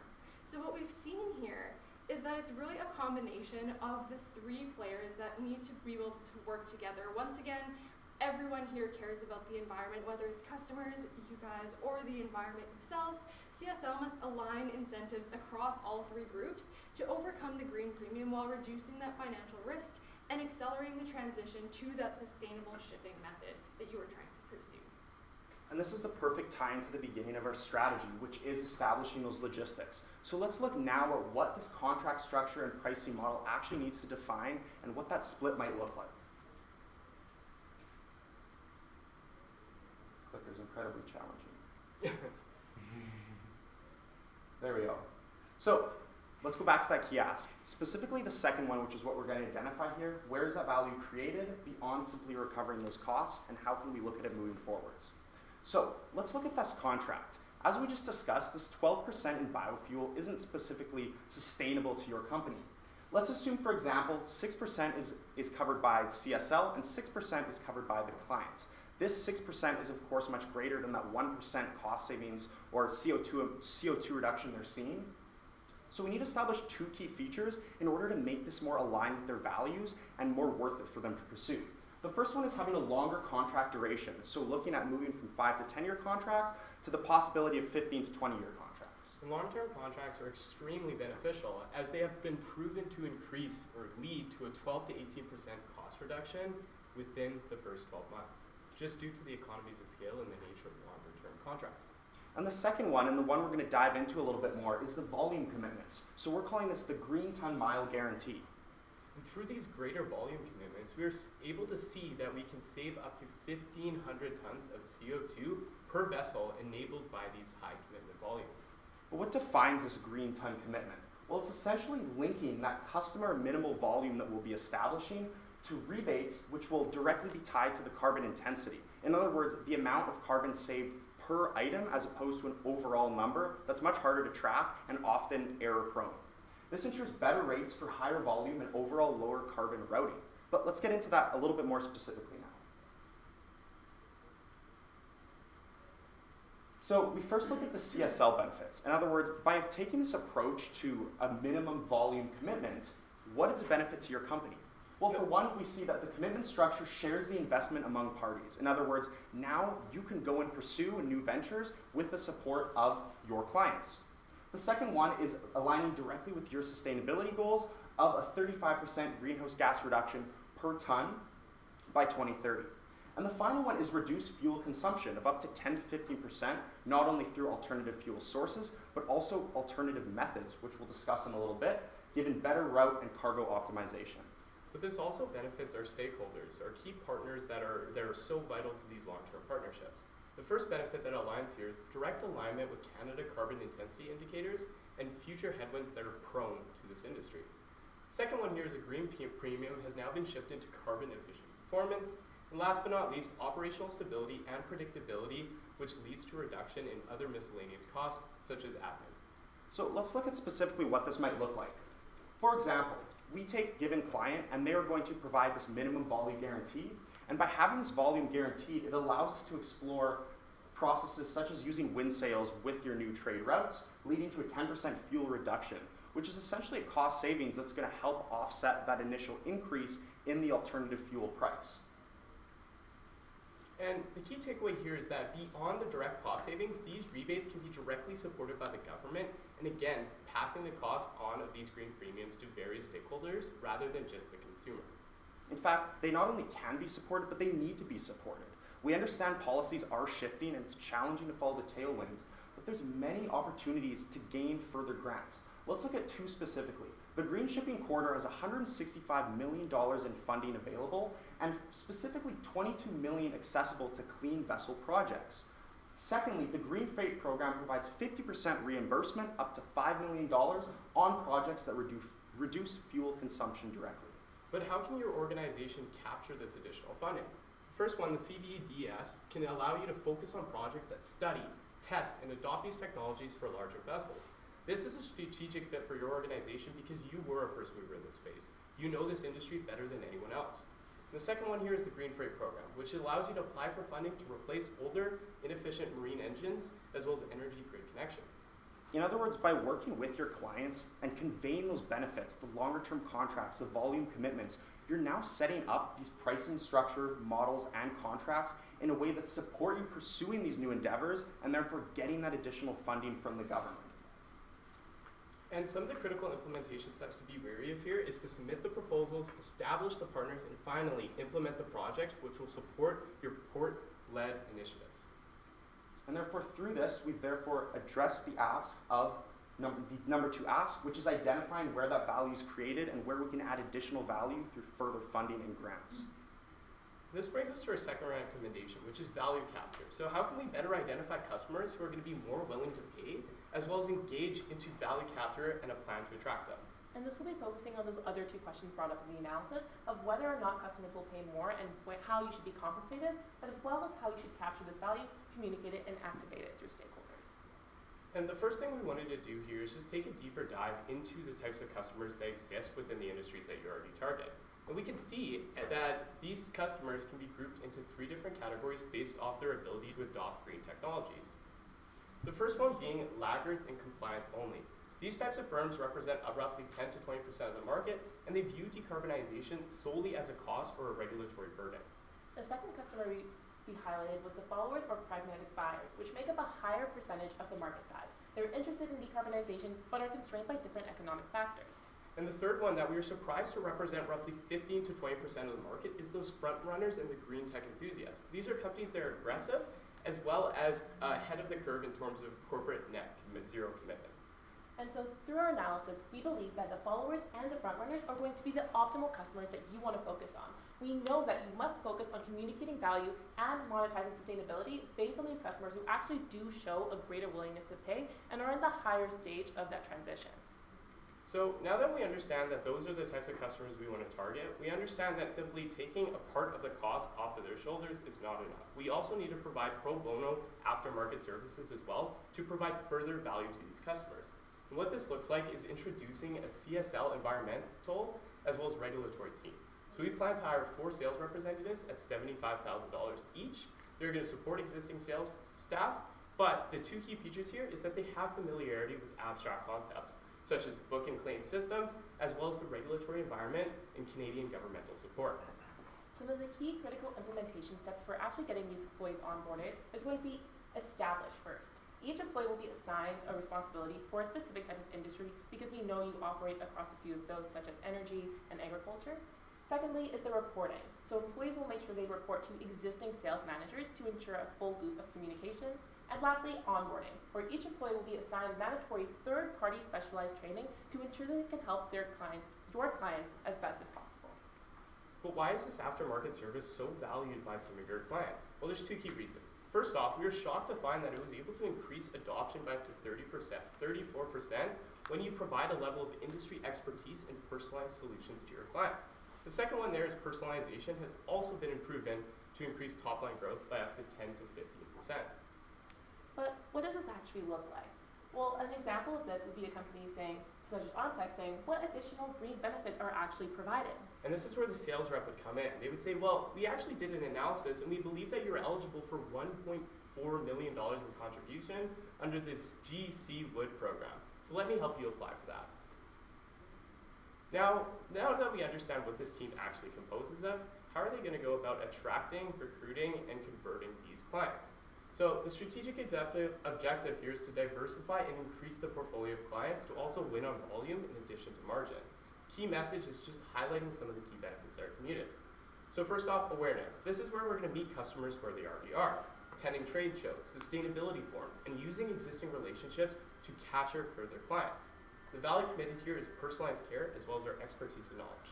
Secondly is going to be that consideration phase, where collective prospect client information and scheduled follow-up meetings will happen.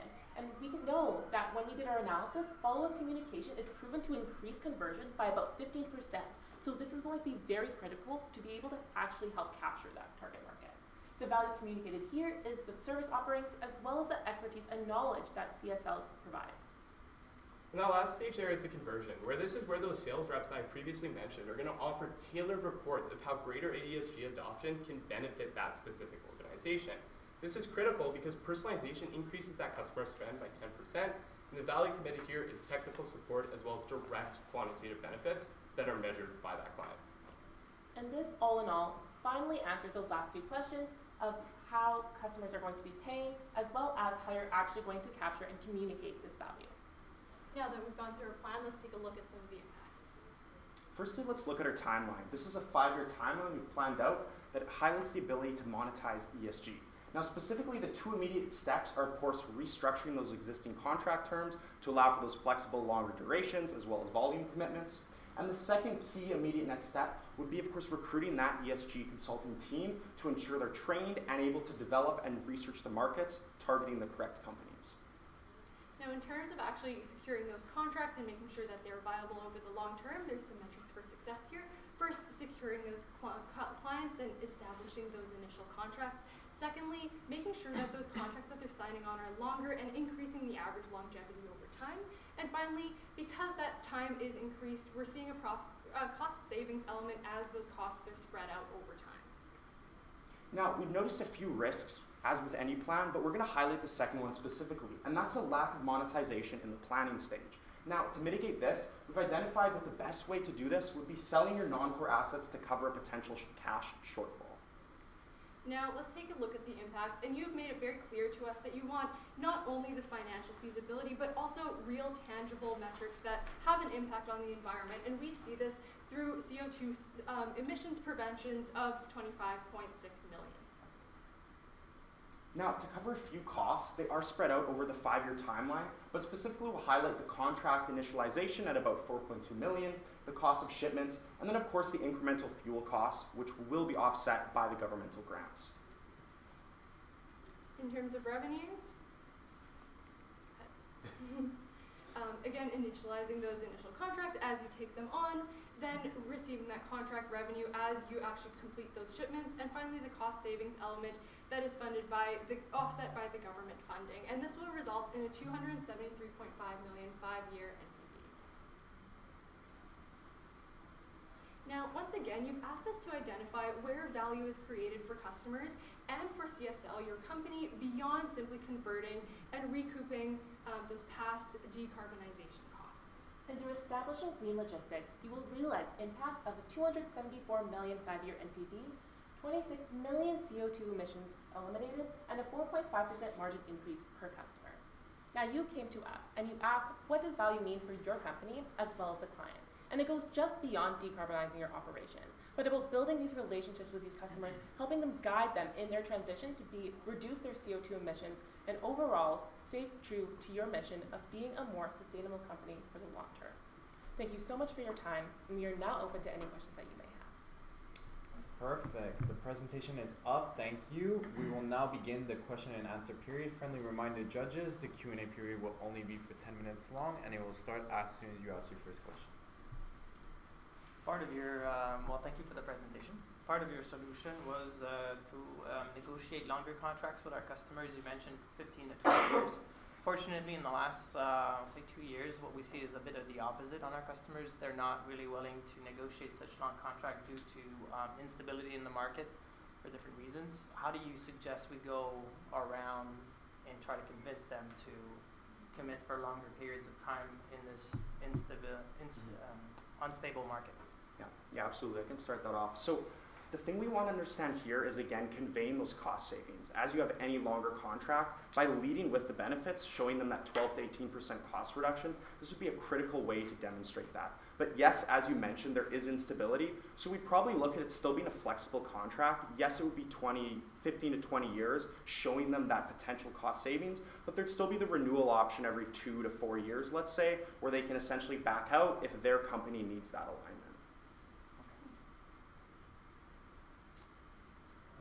I like your proposal of having maybe new sales rep to promote the benefit of having sustainable shipping, but how would you tackle the fact that the person who might be interested in those information or those data might not be your first contact, where they are simply trying to get their materials around and simply focus on cost? Yeah, just to make sure I understand your question. Are you referring to like the existing relationship we have with a client who might not necessarily want or initially want some of those like ESG benefits? I mean, like the person that usually book your service, our service, might not be the person who would like to have all those information about ESG and all of those. His interest is about cost, reduce cost to get his material around. Yeah, I can start off with that question. So one of the key things that, again, within our messaging we do want to communicate are those direct quantitative benefits. So yes, if they do care about cost, it's going to be also just communicating the cost savings over the long term of actually being able to, implement some of the guidance that we provide. But in addition to that, we are also going to be reaching out to other prospective clients at those trade shows that Evan previously mentioned for those individuals who will actually care a bit more about some of those ESG benefits as well. But again, the key thing that we really want to highlight is there are direct quantitative benefits to be able to actually implement some of the guidance that we're providing. We were also surprised to find that the Canadian regulatory environment is very complex in terms of the grants that are available. And we also saw that a majority of organizations aren't using these grants to their full potential. So this is where this sales team comes in. They're experts in the subject matter, and they're able to guarantee that the client, or yourself, is able to understand these grants that you might apply for, and again, aside from margin, giving you further cost savings and further benefits. Two questions. Segueing on the sales team, you talk about base salary, but there's two parts to this. One, what's the incentive for them to sell? Base salary is not going to be sufficient enough. And the second question is, you had mentioned focus on the industry pillars, right? So what's your recruitment strategy for that piece of that? Yeah, I can take the first part of that question. So yes, we recognize that base salary isn't just going to be enough to incentivize. So one thing that we want to emphasize is that we're going to be having a comprehensive benefits plan and other types of things that will motivate the employee as well. So I think it's also just for first starting off with the base salary, and as they continue to stay on for a longer period of time and we track their progress, we can definitely look at incentivizing them through different types of bonuses over the period of time as well. And in terms of recruiting and understanding their industry expertise, if I take the energy sector as an example, we would look to target employees who have direct experience in working in the industry sector, whether that's for an industry firm, whether that's for working for a financial service firm that targets or covers a specific industry. We would believe that that is the most important characteristic. And from there, we look to onboard them through our existing channels. And as I mentioned, they're going to report to our existing sales team. So it's not necessarily creating a whole new team from scratch, but it's about kind of diversifying that team and solidifying your existing sales team that does such a good job already. And just one last question. You mentioned about selling off non-core assets. Can you give me some examples of what you're referring to? Yeah, so we currently see that not all of the vessels that you currently own. I think we calculated about 56 vessels. So if we notice that any of those vessels aren't carrying enough volume or unit, and we do the contribution margin per constrained resource analysis and see that these vessels aren't core to the operations, then we may consider selling them just to cover the cash shortfall as needed to, again, implement our strategic plan that we think is worthwhile in the long term. One of the challenges that I see in your strategy regarding the value platform, particularly the long-term contracts, is that when you open a contract, the negotiation time generally is something that our customers would not like to do, right? It's the time, in the time frame that you have set to yourself, I think is challenging, is ambitious. What are the incentives that you're going to give our consumers to engage in a discussion and opening a contract, and then for a long term, I heard you saying that you would put like a clause for a 1 or 2 year to back up, but I don't want to let them go. What are those incentives for them to pass on this 1 or 2 gates? Yeah, so much that'll be tied to the actual structure of the contract itself. If we look at that volume-based commitment, this would be establishing volume up front and potentially giving them a direct ROI and other metrics that are showing them how much they're saving per year. In other words, you need to emphasize those benefits are so great that they would lose out a lot if they were to back out. To that earlier point about having the negotiable contract terms, there should essentially be measures and metrics displayed to the company in place that make it essentially impossible for them to back out because they're seeing the benefits they're going to see the benefits they're going to gain from that specific volume that is expected in the future. And the other additional thing we look at here is, again, aligning the timing with the government grants. So with that program, we're again seeing there's a large amount of this expected in the future. Let's specifically look at, I believe it's 2027, 2028 is the timeline here. So if we look at, sorry, I'm again really incompetent with this clicker. We'll get there. It shouldn't be at the bottom, but it is. So if we look here again, specifically the timeline here, it did start a few years ago, but going forward, we're looking at a lot of this funding in 2027 and 2028. So you could tie the contract terms specifically to when they're going to receive this funding, or rather, when you're going to receive that funding, and then pass those savings on to the customer. So that was, again, with that wind sale example, recognizing those cost savings and essentially redistributing them to the customer as a benefit that you've received. Okay, so just a note there. Do you see ourselves becoming consultant or supporters of our consumers to grant also the benefits from governmental support? That's what you're saying? Yeah. We're going to monitor how our consumers are going to benefit from enhancements, financial enhancements that we as the main company will receive, but also we're going to go hand in hand with our consumers so they can get access to those? Yeah, exactly. Like, imagine it so that you can't necessarily, partake in all this wind sales, these alternative fuels. You need the buy-in from that customer in order to potentially pay that upfront increase, or talk about potential split, such as with the 12% increase from biofuel. That might look like you covering 6% and them covering 6%. When you're actually able to succeed and go through a lot of different shipping routes with that new fuel, you're then receiving that funding from the government. So it would essentially be planning those contracts with these funding sources in mind to essentially ease the concerns that some of those clients might have. And that would be the main role of that consulting team, to ensure that they're following those policies directly and keeping your customers up to date on what's happening. Would that be an overcommitment to your consumers? I feel that we will be doing too much work for them. Yeah, and we don't want to be invasive, and that's where the role of those sales teams or those sales consultants come into play. They're going to provide a personalized sales role to these employees and understand what commitments, what engagement they want, while also making sure that they're not spreading too thin. We have time for one last question. Do you have a plan B? What happens if, we have been talking about grants and all the benefits, transition from the sustainability from nice to have to must have, but the customer, they say, no, I just want you to dump in lake, carry all the stuff, don't cost me too much, I just want, be cost effective. And no grants, I don't want anything. So do you have a plan B? What happens? Yeah, I think one of the things that you could really focus on is, rather than trying to transition your existing clients to be someone that wants the ESG, it's really just doubling down on those awareness and outreach efforts, because there are going to be clients that really do value that and need to integrate that into their operations. So again, rather than straying away from the existing clients a bit more, and really expanding your clientele so that you could really give those decarbonization and those long-term contracts to the clients who will actually want it.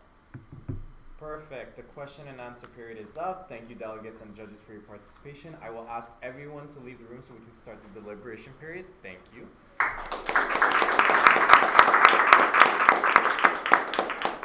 Sorry about that. Day 2. I'll figure it out eventually. Thank you very much. Thank you so much for your time. Thank you so much for your time. Thanks for your free time. Appreciate it. Thanks so much for your time.